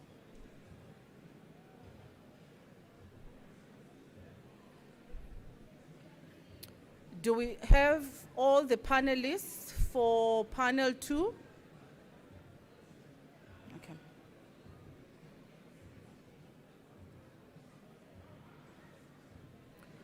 Ladies and gentlemen, welcome back. Once more, thank you so much for your active participation. On my official remarks, I did have a note that I was going to plead with you, but I never got the opportunity, and I'm glad I didn't, because it would have been futile. You did not need to be reminded of being active participants. So thank you very much. If you thought that panel 1 was exciting, thought-provoking, wait up until you hear from panel 2. Panel 2 is bringing it much closer to home. They are going to be tackling issues that you are very much intimate with on your day-to-day interactions with the South African port system.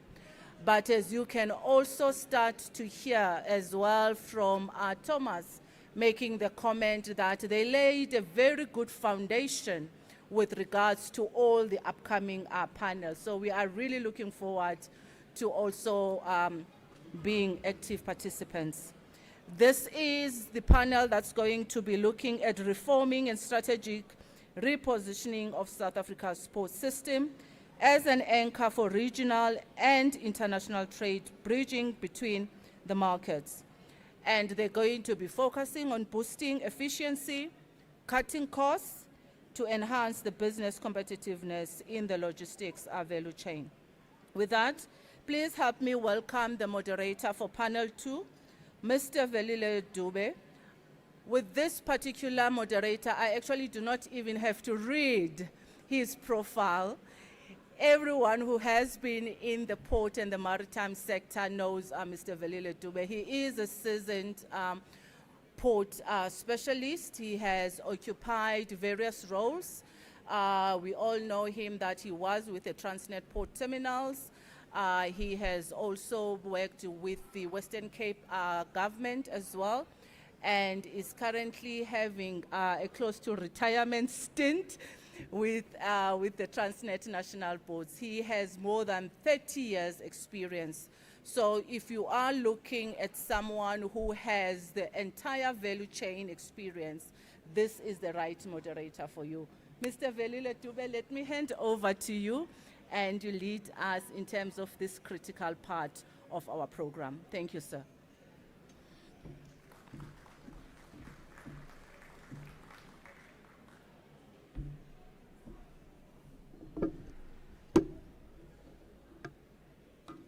I was wondering why Zola is speaking so slowly. Now I've been made aware that there has to be somebody to interpret at the back and somebody to do sign language here. I'm normally a very fast speaker, so I'm going to battle a bit with speaking slowly, but I'll try. Ladies and gentlemen, yesterday was about raising hopes. Today it's about managing expectations. So the focus of today is really not about aspirations. It's not about strategies. It's not about intentions. It is about port performance, but more importantly about the logistics performance in Southern Africa.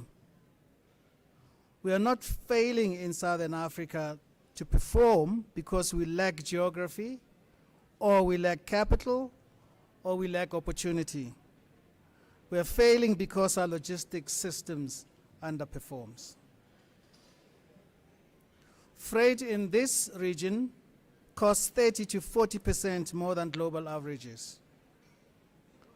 Trucks spend days at borders. Ports ranked among the worst globally despite decades of investment and productivity, whether it's measured per employee or measured per asset, lags far behind global norms. These are not abstract rankings. They represent lost export opportunity, higher consumer prices, declining competitiveness, and foregone jobs. Today's panel confronts an uncomfortable truth. Logistics is not a supporting function. It is the battlefield on which trade competitiveness is won or lost. So this conversation will be direct, will be granular. We will speak openly about accountability across the chain. Government, port authorities, operators, and labor.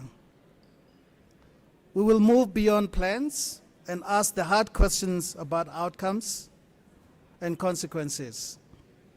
The purpose of this panel is quite simple: to ask whether we are ready to make the difficult trade-offs that are required to reposition South Africa as a credible player in global trade, or whether we are prepared to accept continued decline. Let us begin. I'd like to invite my panelists. I'll start with DDG, Maritime, Deputy Director General, Maritime Transport, Mr. Mthunzi Madea. Please take your seat.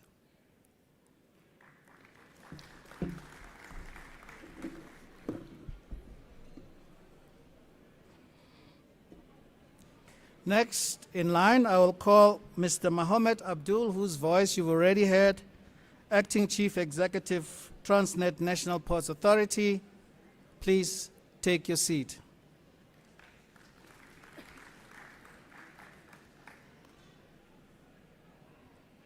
Next, Ms. Megan Gobi, Operations Manager, Rennes Ship Agency. She's also Chairlady, South African Association of Ship Operators and Agents. And finally, I invite your panel, Mr. Glenn Stein, Maritime Logistics Development Specialist. Please take your seat.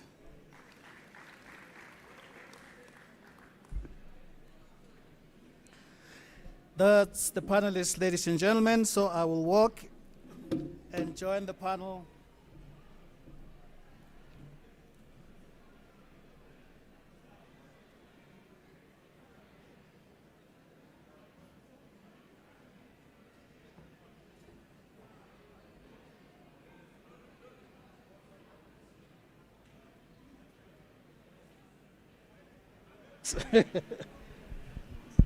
Oh, there we go.